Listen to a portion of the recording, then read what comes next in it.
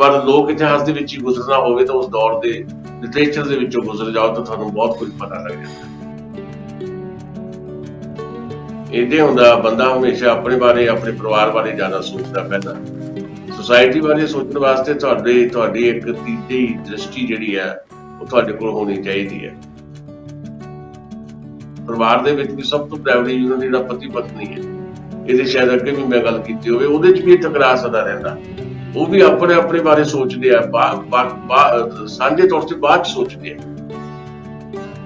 ਕੁਬੇਰਾ ਗੈਰ ਸਮਾਜੀ ਤੱਤਾਂ, ਪ੍ਰਸ਼ਾਸਨਿਕ ਅਧਿਕਾਰੀਆਂ ਅਤੇ ਸਿਆਸਤਦਾਨਾਂ ਦੇ ਗੱਠ ਜੋੜ ਦਾ ਪਰਦਾਫਾਸ਼ ਕਰਦਾ, ਤੱਥਾਂ ਸਹਿਤ ਸਹੀ ਅਤੇ ਸਟੀਕ ਵਿਸ਼ਲੇਸ਼ਣ ਪੇਸ਼ ਕਰਦਾ। ਇਹ ਹੈ ਟੀਵੀ ਪੰਜਾਬੀ ਦੁਨੀਆ, ਆਪਣੀ ਬੋਲੀ ਆਪਣਾ ਮਾਣ।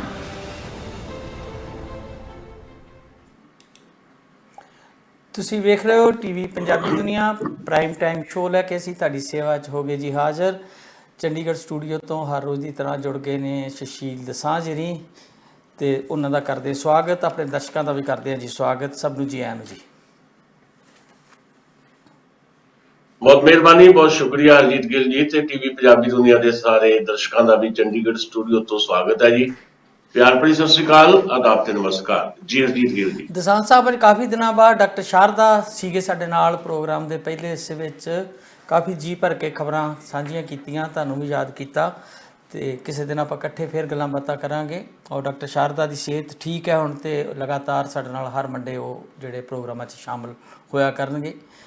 ਅੱਛੇ ਢੰਗ ਨਾਲ ਗੱਲਬਾਤ ਹੋਈ ਉਹਨਾਂ ਨਾਲ, ਲੋਕਲ ਮੁੱਦਿਆਂ ਦੇ ਉੱਤੇ ਵੀ ਤੇ ਕੁਝ ਇੱਕ ਹੋਰ ਚੀਜ਼ਾਂ ਦੇ ਉੱਤੇ ਵੀ। ਡਾਕਟਰ ਸ਼ਾਰਦਾ ਹੋਰਾਂ ਦੀ ਸਿਹਤ ਜਾਬੀ ਦੀ ਸਦਾ ਹੀ ਅਸੀਂ ਕਾਮਨਾ ਕਰਦੇ ਹਾਂ। ਸਾਡੇ ਸੀਨੀਅਰ ਨੇ, ਬਜ਼ੁਰਗ, ਅਸੀਂ ਉਹਨਾਂ ਨੂੰ ਕਹਿਣਾ ਨਹੀਂ, ਗੁੱਸਾ ਕਰ ਦਿੰਦੇ ਬਜ਼ੁਰਗਾਂ ਦੇ, ਤੇ ਇਸ ਕਰਕੇ ਇਹ ਵੀ ਸਾਡੇ ਵੱਡੇ ਨੇ, ਤੇ ਉਹਨਾਂ ਦੀ ਸਦਾ ਹੀ ਅਸੀਂ ਸਿਹਤ ਜਾਬੀ ਦੀ ਕਾਮਨਾ ਕਰਦੇ ਹਾਂ। ਕਿਸੇ ਦਿਨ ਕਰਾਂਗੇ ਜੀ ਉਹਨਾਂ ਨਾਲ ਵੀ ਗੱਲਾਂ ਬਾਤਾਂ, ਖੁੱਲ੍ਹ ਕੇ ਗੱਲਾਂ ਬਾਤਾਂ ਕਰਾਂਗੇ, ਕਿਉਂਕਿ ਉਹ ਕਾਫੀ ਇਸ ਮਾਮਲੇ ਦੇ ਵਿੱਚ ਤਜਰਬੇਕਾਰ ਨੇ, ਖਾਸ ਤੌਰ ਤੇ ਇੰਟਰਨੈਸ਼ਨਲ ਅਫੇਅਰ ਬਾਰੇ ਉਹਨਾਂ ਕੋਲ ਵਸੀਹ ਜਾਣਕਾਰੀ ਹੁੰਦੀ ਹੈ, ਤੇ ਚੰਗਾ ਲੱਗਾ ਅੱਜ ਤੁਸੀਂ ਉਹਨਾਂ ਨਾਲ ਗੱਲਾਂ ਕੀਤੀਆਂ ਜੀ। ਦਸਾਂਝ ਸਾਹਿਬ, ਖਬਰ ਤਾਂ ਮੈਂ ਉਹਨਾਂ ਨਾਲ ਵੀ ਡਿਸਕਸ ਕੀਤੀ ਆ, ਪਰ ਤੁਹਾਡੇ ਨਾਲ ਵੀ ਕਰਨੀ ਪਏਗੀ। ਉਹ ਇਹ ਹੈ ਕਿ ਗੈਂਗਵਾਰ ਜਿਹੜੀ ਆ ਉਹ ਸਾਡੇ ਇੱਥੇ ਟੋਰਾਂਟੋ 'ਚ ਬੜੇ ਲੰਬੇ ਸਮੇਂ ਤੋਂ, ਟੋਰਾਂਟੋ 'ਚ ਨਹੀਂ, ਕੈਨੇਡਾ ਚੱਲਦੀ ਹੈ, ਵੈਨਕੂਵਰ 'ਚ, ਹੌਲੀ ਹੌਲੀ ਉਹਦਾ ਅਸਰ ਟੋਰਾਂਟੋ ਏਰੀਆ 'ਚ ਵੀ ਹੋਣਾ ਸ਼ੁਰੂ ਹੋ ਗਿਆ। ਇੱਕ ਵੱਡਾ ਘਟਨਾਕ੍ਰਮ ਹੋਇਆ ਜੀ ਉੱਥੇ ਕਿ 2 ਵਿਅਕਤੀਆਂ ਨੂੰ ਇਸੇ ਗੈਂਗਵਾਰ ਦੇ ਚੱਲਦਿਆਂ ਮਾਰ ਦਿੱਤਾ ਗਿਆ। ਇੱਕ ਦਾ ਨਾਂ ਸੀਗਾ ਮਨਿੰਦਰ ਧਾਰੀਵਾਲ, ਜਿਹੜੇ ਸਿਰਫ 29 ਸਾਲ ਦੇ ਸੀਗੇ, ਤੇ ਉਹਨਾਂ ਦਾ ਇੱਕ ਦੋਸਤ ਸੀਗਾ ਸਤਿੰਦਰ ਗਿੱਲ, ਉਹ ਵੀ ਨਾਲ ਮਾਰਿਆ ਗਿਆ।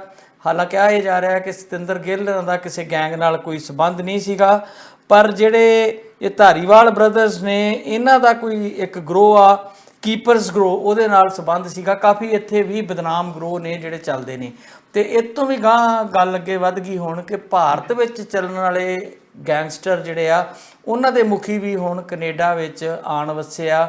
7 ਦੇ ਕਰੀਬ ਕਹਿੰਦੇ ਆ ਇੱਥੇ ਨੇ, ਜਿਨ੍ਹਾਂ 'ਚੋਂ 4 ਦੇ ਰੈੱਡ ਕਾਰਨਰ ਨੋਟਸ ਜਾਰੀ ਹੋਏ ਨੇ।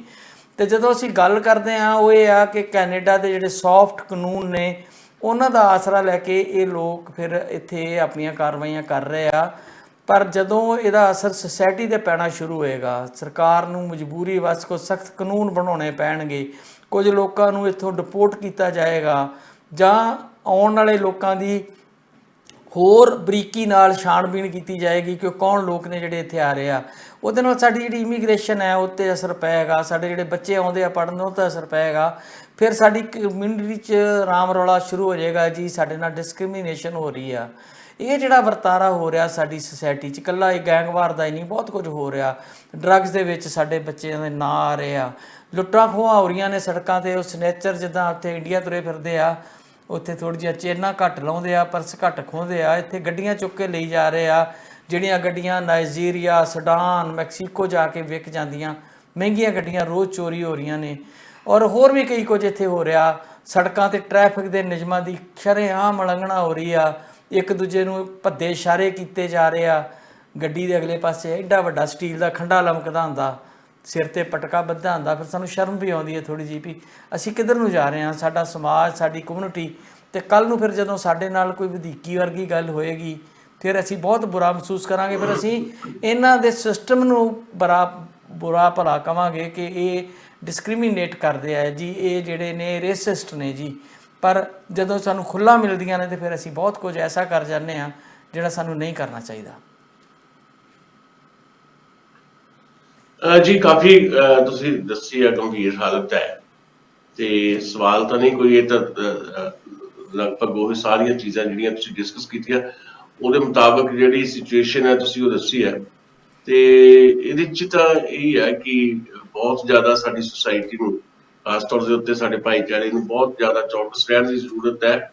ਅਸਲ ਦੇ ਵਿੱਚ ਇਹ ਕੁਝ ਸਮਾਂ ਹੋ ਗਿਆ, 10-12 ਸਾਲ ਤੋਂ ਲਗਾਤਾਰ ਇਹ ਚੀਜ਼ਾਂ ਵਧੀਆਂ, ਖਾਸ ਤੌਰ ਦੇ ਉੱਤੇ ਡਰੱਗ ਦਾ ਜਿਹੜਾ ਕਾਰੋਬਾਰ ਜਿਸ ਲੈਵਲ ਤੇ ਪਹੁੰਚਿਆ ਉਹਦੇ 'ਚ ਸਾਡੇ ਨੌਜਵਾਨਾਂ ਦਾ ਸ਼ਾਮਲ ਹੋਣਾ, ਕੁਝ ਚੀਨੀਆਂ ਦਾ ਸ਼ਾਮਲ ਹੋਣਾ, ਉਹਨਾਂ ਦਾ ਆਪਸੀ ਕਲਿੱਕ ਜਿਹੜਾ ਆ ਉਹਨੇ ਵੱਡੇ ਪੱਧਰ ਦੇ ਉੱਤੇ ਜਿਹੜਾ ਇਹਦੇ 'ਚ ਆਉਣ ਵਾਲੇ ਸਮੇਂ ਦੇ ਵਿੱਚ ਜਿਹੜੇ ਨਵੇਂ ਬੱਚੇ ਆਏ ਉਹਨਾਂ ਨੂੰ ਲਪੇਟਿਆ।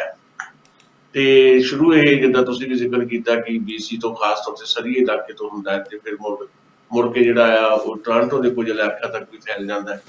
ਤੇ ਇਹਦਾ ਲਗਾਤਾਰ ਵਧਣਾ ਇਹ ਜ਼ਰੂਰ ਹੈ ਵੀ ਬਹੁਤ ਵੱਡੇ ਖਤਰਨਾਕ ਕਿਸਮ ਦਾ ਜਿਹੜਾ ਆਉਣ ਵਾਲਾ ਸਮਾਂ ਹੈ ਉਹਦੇ ਵੱਲ ਸੰਕੇਤ ਹੈਗਾ। ਤੇ ਲਾਜ਼ਮੀ ਹੈ ਕਿ ਕੈਨੇਡੀਅਨ ਪੁਲਿਸ ਜਾਂ ਕੈਨੇਡੀਅਨ ਪੁਲਿਸ ਪ੍ਰਸ਼ਾਸਨ ਜਾਂ ਸਰਕਾਰ ਇਹਦੇ ਤੇ ਕਾਫੀ ਕੁਝ ਸੋਚ ਰਹੇ ਹੋਣਗੇ ਤੇ ਇਹਨੂੰ ਕਿਵੇਂ ਕੰਟਰੋਲ 'ਚ ਕੀਤਾ ਜਾਵੇ ਉਹਦੀ ਵਿਧੀ ਬਾਰੇ ਵੀ ਕੋਈ ਨਾ ਕੋਈ ਉਹਨਾਂ ਦੇ ਕੋਲ ਯੋਜਨਾਬੰਦੀ ਕੋਈ ਹੋਏਗੀ। ਪਰ ਇਹ ਗੱਲ ਹੈ ਵੀ ਜਿਹੜੀ ਤੁਸੀਂ ਕਹਿ ਰਹੇ ਹੋ ਕਿ ਜਦੋਂ ਫਿਰ ਥੋੜਾ ਬਹੁਤ ਉਹਨਾਂ ਨੇ ਇਹਨੂੰ ਰੋਕਣ ਵਾਸਤੇ ਸ਼ਿਕੰਜਾ ਕੱਸਣਾ ਹੈ ਤਾਂ ਫਿਰ ਆਮ ਇੱਕ ਭਾਈਚਾਰੇ 'ਚ ਗੱਲ ਚੱਲ ਜਾਂਦੀ ਹੈ ਵੀ ਖਬਰੇ ਸਾਡੇ ਨਾਲ ਵਧੀ ਕੀ ਹੋ ਰਹੀ ਹੈ। ਪਰ ਮੈਨੂੰ ਲੱਗਦਾ ਹੈ ਕਿ ਇੱਕ ਤਾਂ ਇਹ ਹੈ ਕਿ ਜਿਹੜੇ ਇੱਧਰੋਂ ਬੱਚੇ ਸਾਡੇ ਹੁਣ ਨਵੇਂ ਜਾ ਰਹੇ ਆ ਉਹਨਾਂ ਦੀ ਵੱਡੀ ਤਾਦਾਦ ਜਿਹੜੀ ਆ ਉਹ ਸਿਰਫ ਇਸ ਕਰਕੇ ਆ ਰਹੀ ਹੈ ਕਿ ਕਿਸੇ ਨਾ ਕਿਸੇ ਤਰੀਕੇ ਦੇ ਨਾਲ PR ਹੋਇਆ ਜਾਵੇ ਕੈਨੇਡਾ ਦੇ ਵਿੱਚ ਜਾ ਕੇ। ਪਰ ਜੇ ਉਹਨਾਂ ਨੇ PR ਇੱਥੇ ਹੋਣਾ ਆ ਤਾਂ ਉਹਦੇ ਵਾਸਤੇ ਜਿਹੜੇ ਨਿਯਮ ਕਾਨੂੰਨ ਕਾਇਦੇ ਜਿਹੜੇ ਆ ਕੈਨੇਡੀਅਨ ਉਹਨਾਂ ਨੂੰ ਵੀ ਮੰਨਣਾ ਪਏਗਾ। ਪਰ ਹੁੰਦੇ ਤਾਂ ਥੋੜੇ ਲੋਕ ਹੀ ਆ ਇਹ, ਪਰ ਬਦਨਾਮੀ ਜਿਹੜੀ ਆ ਸਾਰੀ ਕਮਿਊਨਿਟੀ ਦੀ ਹੋ ਜਾਂਦੀ ਹੈ। ਬਹੁਤ ਵੱਡੀਆਂ ਵੱਡੀਆਂ ਮੱਲਾਂ ਜਿਹੜੀਆਂ ਆ ਤੁਸੀਂ ਜਿਹੜੀ ਸਾਡੇ ਪੰਜਾਬੀ ਭਾਈਚਾਰੇ ਨੇ, ਭਾਰਤੀ ਭਾਈਚਾਰੇ ਨੇ ਦੁਨੀਆ ਦੇ ਹਰ ਮੁਲਕ ਦੇ ਵਿੱਚ ਮਾਰੀਆਂ ਤੇ ਉਹਦੀ ਚਰਚਾ ਘਟ ਜਾਂਦੀ ਹੈ ਜਦੋਂ ਏਦਾਂ ਦੀਆਂ ਘਟਨਾਵਾਂ ਵਾਪਰਦੀਆਂ।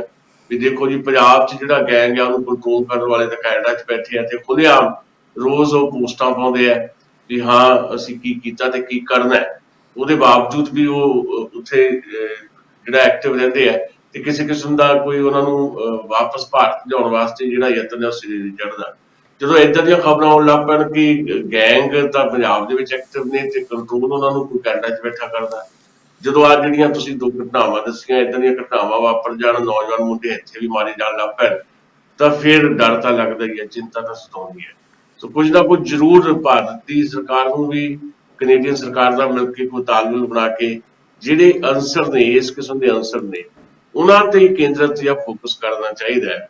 ਸਮੁੱਚੇ ਭਾਈਚਾਰੇ ਨੂੰ ਕਮਿਊਨਿਟੀ ਨੂੰ ਜਿਹੜਾ ਆ ਉਹਦੀ ਲਪੇਟੇ 'ਚ ਨਾ ਲਿਆ ਜਾਵੇ ਤੇ ਉਹਦੇ ਵਾਸਤੇ ਜ਼ਰੂਰੀ ਹੈ ਕਿ ਦੋਨੋਂ ਮੁਲਕਾਂ ਦੀਆਂ ਸਰਕਾਰਾਂ ਵੀ ਆਪਸੀ ਤਾਲਮੇਲ ਕਰਨ ਤੇ ਜਿਹੜੇ ਲੋਕ ਦਿਖਾਈ ਦੇ ਰਹੇ ਆ ਵੀ ਹਾਂ ਇਹ ਲੋਕ ਨੇ ਜਿਨ੍ਹਾਂ ਦੇ ਪ੍ਰੂਫ ਦੀ ਵੀ ਕੋਈ ਜ਼ਰੂਰਤ ਨਹੀਂ ਹੈ ਉਹਨਾਂ ਨੂੰ ਸਿੱਧਾ ਹੀ ਜਿਹੜਾ ਆ ਗ੍ਰਿਫਤਾਰ ਕਰਨ ਦੀ ਕੋਸ਼ਿਸ਼ ਕੀਤੀ ਜਾਵੇ, ਨਾ ਕਿ ਉਹਨਾਂ ਨੂੰ ਕੋਈ ਕਿਸੇ ਕਿਸਮ ਦੇ ਮੁਕਾਬਲਿਆਂ ਦੇ ਦੌਰਾਨ ਜਾਂ ਐਨਕਾਊਂਟਰ ਦੇ ਵਿੱਚ ਮਾਰ ਦਿੱਤਾ ਜਾਏ।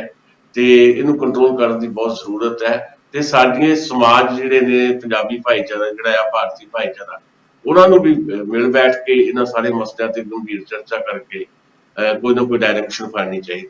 ਜੀ ਡਾਕਟਰ ਸ਼ਾਰਦਾ ਨਾਲ ਮੇਰੀ ਇਸੇ ਵਿਸ਼ੇ ਤੇ ਗੱਲਬਾਤ ਕਾਫੀ ਹੋਈ ਤੇ ਉਹਨਾਂ ਨਾਲ ਮੈਂ ਗੱਲ ਕਰ ਰਿਹਾ ਸੀਗਾ ਕਿ ਜਿਹੜਾ ਸਾਡਾ ਸਮਾਜਿਕ ਤਾਣਾ ਬਾਣਾ ਆ ਉਹਦੇ ਵਿੱਚ ਸਾਡੇ ਜਿਹੜੇ ਕੁਝ ਲੀਡਿੰਗ ਰੋਲ ਕਰਨ ਵਾਲੇ ਲੋਕ ਨੇ, ਚਾਹੇ ਸਾਡੇ ਧਾਰਮਿਕ ਸਥਾਨ ਨੇ ਉਹਨਾਂ ਦੀ ਲੀਡਰਸ਼ਿਪ ਆ ਜਾਂ ਜਿਹੜੀਆਂ ਸੋਸ਼ਲ ਆਰਗੇਨਾਈਜੇਸ਼ਨਾਂ ਨੇ, ਕਵਿਤਾਵਾਂ ਤੇ ਅਸੀਂ ਬੜੀਆਂ ਪੜ੍ਹਦੇ ਹਾਂ ਹਰ ਵੀਕਐਂਡ ਤੇ 10-10 ਸਹਿਜ ਸਭਾਵਾਂ ਬਣੀਆਂ ਹੋਈਆਂ ਨੇ। ਕੋਈ ਇਹੋ ਜਿਹੇ ਮਤੇ ਪਾਈਏ, ਕੁਝ ਇਹੋ ਜਿਹਾ ਉੱਥੋਂ ਸੰਦੇਸ਼ ਦਈਏ ਕਿ ਸਾਡੀ ਕਮਿਊਨਿਟੀ ਜਿਹੜੀ ਆ ਉਹ ਇਸ ਪਾਸੇ ਨਾ ਜਾਵੇ, ਸਾਡੇ ਬੱਚਿਆਂ ਨੂੰ ਕੋਈ ਚੰਗਾ ਸੰਦੇਸ਼ ਹੋਵੇ। ਡਾਕਟਰ ਸਾਹਿਬ ਕਹਿੰਦੇ ਆਈਡੀਅਲ ਗੱਲਾਂ ਨੇ, ਇਹਦਾ ਕੀ ਫਾਇਦਾ? ਇੱਦਾਂ ਦੇ ਕਰਨ ਉਹਨਾਂ ਨੂੰ ਕੌਣ ਪੁੱਛੂਗਾ, ਕੌਣ ਸੁਣੂਗਾ? ਕਵੀ ਜੋ ਮਰਜ਼ੀ ਕਹੀ ਜਾਣ, ਧਾਰਮਿਕ ਲੀਡਰ ਜੋ ਕਰੀ ਜਾਣ, ਉਹਨਾਂ ਨੂੰ ਕੌਣ ਪੁੱਛਦਾ? ਉਹਦਾ ਕੀ ਫਾਇਦਾ ਹੋਊਗਾ? ਤੁਸੀਂ ਆਈਡੀਅਲ ਗੱਲਾਂ ਵਧੇਰੇ ਕਰਦੇ ਹੋ।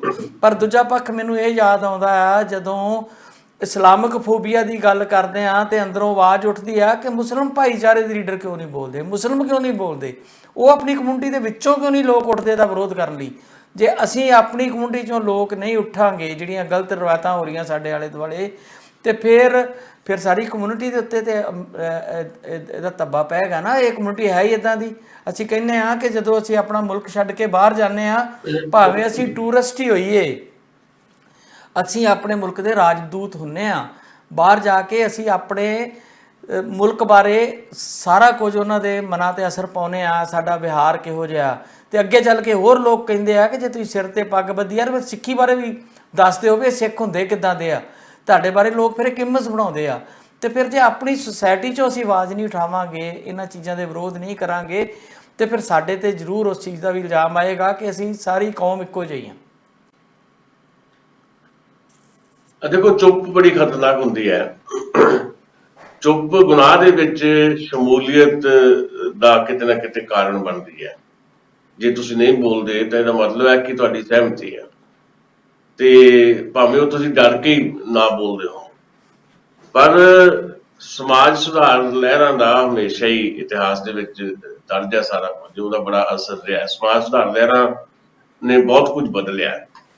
ਇਹ ਕਹਿਣਾ ਕਿ ਨਹੀਂ ਇਹਦਾ ਬੋਲਣ ਨਾਲ ਕੀ ਹੋ ਜਾਏਗਾ, ਕੋਈ ਕਵਿਤਾ ਜਾਂ ਕਹਾਣੀ ਲਿਖ ਕੇ ਕੀ ਹੋ ਜਾਏਗਾ, ਬੜਾ ਅਸਰ ਹੁੰਦਾ ਹੈ, ਬਹੁਤ ਅਸਰ ਹੁੰਦਾ। ਉਹ ਅਸਰ ਜਿਹੜਾ ਜ਼ਾਹਰਾ ਤੌਰ ਤੇ ਭਾਵੇਂ ਉਸ ਰੂਪ ਚ ਨਾ ਵੀ ਦਿਖਾਈ ਦਿੰਦਾ ਹੋਵੇ, ਜਿੱਦਾਂ ਮੈਂ ਅਕਸਰ ਕਹਿੰਦਾ ਹੁੰਦਾ ਕਿ ਕਵਿਤਾ ਜਾਂ ਕਹਾਣੀ ਜਾਂ ਕੋਈ ਸਾਹਿਤ ਜਿਹੜਾ ਆ, ਉਹਦੇ ਨਾਲ ਕੋਈ ਕ੍ਰਾਂਤੀ ਨਹੀਂ ਹੋਣੀ ਹੁੰਦੀ, ਪਰ ਕਵਿਤਾ ਜਿਹੜੀ ਆ ਉਹ ਕ੍ਰਾਂਤੀ ਦਾ ਜ਼ਰੀਆ ਜ਼ਰੂਰ ਬਣਦੀ ਹੈ। ਅਸੀਂ ਹੁਣ ਵੀ ਦੇਖ ਲਓ, ਗਦਰ ਲਹਿਰ ਦੀਆਂ ਕਵਿਤਾਵਾਂ ਜਿਹੜੀਆਂ ਹਾਲੇ ਵੀ ਲੋਕਾਂ ਦੀ ਜ਼ੁਬਾਨ ਤੇ ਹੈ, ਤੇ ਪੰਜਾਬੀ ਦੇ ਬਹੁਤ ਸਾਰੇ ਕਵੀ ਜਿਹੜੇ ਆ ਜਿਨ੍ਹਾਂ ਨੇ ਵੱਖ-ਵੱਖ ਲਹਿਰਾਂ ਵਿੱਚ ਲਿਖਿਆ, ਲਹਿਰਾਂ ਦੀ ਕਵਿਤਾ ਦੀ ਇੱਕ ਆਪਣੀ ਮਹੱਤਤਾ ਹੁੰਦੀ ਹੈ, ਉਹਨਾਂ ਨੂੰ ਹਾਲੇ ਵੀ ਲੋਕ ਜਿਹੜਾ ਆ ਗੁਣਗੁਣਾਉਂਦੇ ਆ, ਤੇ ਉਹਨਾਂ ਸਮਿਆਂ ਦੇ ਵਿੱਚ ਉਹਨਾਂ ਨੇ ਅਸਰ ਰੱਖਿਆ। ਆਪਾਂ ਗੱਲ ਕਰਦੇ ਰਹਿੰਦੇ ਆ ਕਿ ਕਰਤਾਰ ਸਿੰਘ ਸਰਾਭਾ ਗੁਣਗੁਣਾਇਆ ਕਰਦੇ ਸੀ ਕਿ ਸੇਵਾ ਦੇਸ਼ ਦੀ ਜ਼ਿੰਦਗੀ ਬੜੀ ਔਖੀ, ਗੱਲਾਂ ਕਰਨੀਆਂ ਢੇਰ ਸੁਖੱਲੀਆਂ ਨੇ, ਜਿਹਨਾਂ ਦੇਸ਼ ਸੇਵਾ ਵਿੱਚ ਪੈਰ ਪਾਇਆ ਉਹਨਾਂ ਲੱਖ ਮੁਸੀਬਤਾਂ ਚੱਲੀਆਂ। ਇਹ ਉਦੋਂ ਦੀ ਕਵਿਤਾ ਆ, ਗਦਰ ਲਹਿਰ ਦੀ ਕਵਿਤਾ ਆ। ਪਰ ਇਹਨੂੰ ਅੱਜ ਵੀ ਜਦੋਂ ਨੌਜਵਾਨ ਜਿਹੜਾ ਕੋਈ ਨਵਾਂ ਆਉਂਦਾ ਪੰਜਾਬੀ ਕਵਿਤਾ ਦੇ ਖੇਤਰ ਦੇ ਵਿੱਚ, ਉਹਦੇ ਜ਼ੁਬਾਨ ਤੇ ਇਹ ਲਾਈਨਾਂ ਜ਼ਰੂਰ ਰਹਿੰਦੀਆਂ। ਏਦਾਂ ਹੀ ਵੱਖ-ਵੱਖ ਸਮੇਂ ਤੇ ਉੱਠੀਆਂ ਜਿਹੜੀਆਂ ਲਹਿਰਾਂ ਨੇ, ਉਹਨਾਂ ਲਹਿਰਾਂ ਦੇ ਵਿੱਚ ਰਚਿਆ ਹੋਇਆ ਸਾਹਿਤ ਜਿਹੜਾ ਆ, ਇੱਕ ਤਾਂ ਇਹ ਹੈ ਕਿ ਸਾਨੂੰ ਕਨਸੋਲ ਦਿੰਦਾ ਹੈ ਕਿ ਉਦੋਂ ਹੋਇਆ ਕੀ ਸੀ। ਜੇ ਤੁਸੀਂ ਸਹੀ ਇਤਿਹਾਸ ਜਾਣਨਾ ਤਾਂ ਫਿਰ ਤੁਸੀਂ ਉਸ ਦੌਰ ਦੇ ਲਿਟਰੇਚਰ ਦੇ ਵਿੱਚੋਂ ਲੰਘ ਜਾਓ। ਜਿਹੜਾ ਦੂਸਰਾ ਇਤਿਹਾਸ ਹੁੰਦਾ, ਜਿਹੜਾ ਪਾਠ ਸਿਲੇਬਸ ਵਾਲਾ ਇਤਿਹਾਸ ਹੁੰਦਾ, ਉਹ 'ਚ ਬਹੁਤ ਕੁਝ ਝੂਠ ਛੁਪਾਨ ਹੁੰਦਾ, ਸਤਾ ਉਹਨਾਂ ਇਤਿਹਾਸਾਂ ਨੂੰ ਲਿਖਾਇਆ ਕਰਦੀ ਹੈ। ਪਰ ਲੋਕ ਇਤਿਹਾਸ ਦੇ ਵਿੱਚ ਹੀ ਗੁਜ਼ਰਨਾ ਹੋਵੇ ਤਾਂ ਉਸ ਦੌਰ ਦੇ ਲਿਟਰੇਚਰ ਦੇ ਵਿੱਚੋਂ ਗੁਜ਼ਰ ਜਾਓ ਤਾਂ ਤੁਹਾਨੂੰ ਬਹੁਤ ਕੁਝ ਪਤਾ ਲੱਗ ਜਾਂਦਾ। ਸੋ ਇਸ ਕਰਕੇ ਇਹ ਕਹਿਣਾ ਵਾਜਬ ਨਹੀਂ ਹੈ ਕਿ ਨਹੀਂ ਕੋਈ ਬੋਲੇਗਾ, ਕੋਈ ਕਵਿਤਾ ਲਿਖੇਗਾ, ਸਮਾਜ ਦੇ ਵਿੱਚ ਕੋਈ ਗੱਲ ਕਰੂਗਾ, ਇਹਦੇ ਨਾਲ ਕੀ ਫਰਕ ਪੈਂਦਾ? ਫਰਕ ਨਹੀਂ ਪੈਂਦਾ, ਬਹੁਤ ਫਰਕ ਪੈਂਦਾ। ਤੇ ਦੂਜੀ ਗੱਲ ਹੈ ਕਿ ਇਹਦੇ ਨਾਲ ਜਦੋਂ ਗੱਲ ਤੁਰੇਗੀ ਤੁਹਾਡੀ ਆਪਣੀ ਸੁਸਾਇਟੀ ਦੇ ਵਿੱਚ ਆਰਗੇਨਾਈਜੇਸ਼ਨਸ ਜਿਹੜੀਆਂ ਹੈਗੀਆਂ, ਜਿੱਦਾਂ ਤੁਸੀਂ ਵੀ ਜ਼ਿਕਰ ਕੀਤਾ, ਚਾਹੇ ਉਹ ਜਿਹੜੀਆਂ ਛੋਟੀਆਂ ਆਰਗੇਨਾਈਜੇਸ਼ਨਸ ਹੋਣ, ਸਿਟੀ ਵਾਈਜ਼ ਵੀ ਹੋਣ, ਹੌਲੀ ਹੌਲੀ ਉਹਨਾਂ ਦਾ ਇੱਕ ਤਾਲਮੇਲ ਬਣਦਾ ਹੈ ਦੇਸ਼ ਪੱਧਰ ਦੇ ਉੱਤੇ। ਫਿਰ ਤੁਹਾਡੀ ਕੋਈ ਨਾ ਕੋਈ ਕੇਂਦਰੀ ਕਿਸਮ ਦੀ ਕੋਈ ਸੰਸਥਾ ਜਿਹੜੀ ਹੋਂਦ ਵਿੱਚ ਆ ਜਾਂਦੀ ਹੈ, ਉਹਦੀਆਂ ਐਕਟੀਵਿਟੀਜ਼ ਉਹ ਫਿਰ, ਕਿਉਂਕਿ ਅੱਜ ਕੱਲ੍ਹ ਸੋਸ਼ਲ ਮੀਡੀਆ ਦਾ ਦੌਰ ਹੈ, ਐਕਟੀਵਿਟੀਜ਼ ਜਦੋਂ ਲਗਾਤਾਰ ਜਿਹੜੀਆਂ ਹੁੰਦੀਆਂ ਹਰ ਬੰਦੇ ਤੱਕ ਗੱਲ ਜਾਂਦੀ ਹੈ ਤਾਂ ਉਹਦਾ ਲਾਜ਼ਮੀ ਤੌਰ ਤੇ ਕੋਈ ਨਾ ਕੋਈ ਅਸਰ ਰਹਿੰਦਾ ਹੈ। ਇਹਦੀ ਜ਼ਰੂਰਤ ਹੈ, ਇਹਦੀ ਜ਼ਰੂਰਤ ਨਹੀਂ, ਬਹੁਤ ਜ਼ਿਆਦਾ ਜ਼ਰੂਰਤ ਹੈ। ਇਸ ਕਰਕੇ ਸਾਡੇ ਭਾਰਤੀ ਸਮਾਜ ਨੂੰ ਇਹ ਜ਼ਰੂਰ ਸੋਚਣਾ ਚਾਹੀਦਾ ਵੱਖ ਮੁਲਕਾਂ ਦੇ ਵਿੱਚ। ਇਕੱਲਾ ਕੈਨੇਡਾ ਦਾ ਮਾਮਲਾ ਨਹੀਂ ਹੈ, ਅੱਜ ਕੈਨੇਡਾ 'ਚ ਗੱਲ ਹੋ ਰਹੀ ਹੈ, ਕੱਲ੍ਹ ਨੂੰ ਕਿਸੇ ਹੋਰ ਮੁਲਕ ਦੇ ਵਿੱਚ ਵੀ ਜਿੱਥੇ ਨਵੇਂ ਥਾਵਾਂ ਤੇ ਪੰਜਾਬੀ ਗਏ ਨੇ, ਭਾਰਤੀ ਗਏ ਨੇ, ਨਿਊਜ਼ੀਲੈਂਡ, ਆਸਟ੍ਰੇਲੀਆ, ਇਟਲੀ, ਪੂਰਬੀ ਯੂਰਪ ਦੇ ਮੁਲਕ, ਉਹਨਾਂ ਮੁਲਕਾਂ ਦੇ ਵਿੱਚ ਵੀ ਇਹ ਸਾਰੀਆਂ ਗੱਲਾਂ ਜਿਹੜੀਆਂ ਵਾਪਰਦੀਆਂ।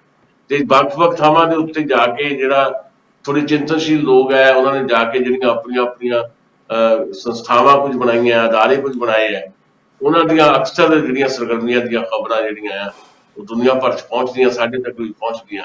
ਉਦੋਂ ਫਿਰ ਚੰਗਾ ਵੀ ਲੱਗਦਾ ਵੀ ਕਿਤੇ ਤਾਂ ਕੋਈ ਚੇਤਨ ਮਨੁੱਖ ਜਿਹੜੇ ਸਾਡੇ ਬੈਠੇ ਆ, ਜੇ ਇੱਕ ਪਾਸੇ ਗਲਤ ਹੋ ਰਿਹਾ ਤੇ ਦੂਜੇ ਪਾਸੇ ਪੈਰਲਲ ਕੁਝ ਚੰਗਾ ਵੀ ਹੋ ਰਿਹਾ ਜਿਹਦਾ ਲਾਜ਼ਮੀ ਅਸਰ ਪਏਗਾ। ਜੀ ਦਸਾਂਝ ਸਾਹਿਬ ਬਿਲਕੁਲ ਠੀਕ ਆ, ਅਸਰ ਤੇ ਇਹਦਾ ਹੁੰਦਾ ਜੀ, ਕੋਈ ਮੰਨੇ ਭਾਵੇਂ ਨਾ ਮੰਨੇ, ਚਲੋ ਇਸ ਗੱਲ ਨੂੰ ਬਹੁਤਾ ਨਹੀਂ ਕਰਦੇ, ਪਰ ਬਹੁਤ ਪਰਤਾਂ ਨੇ ਇਸ ਚੀਜ਼ ਦੀਆਂ।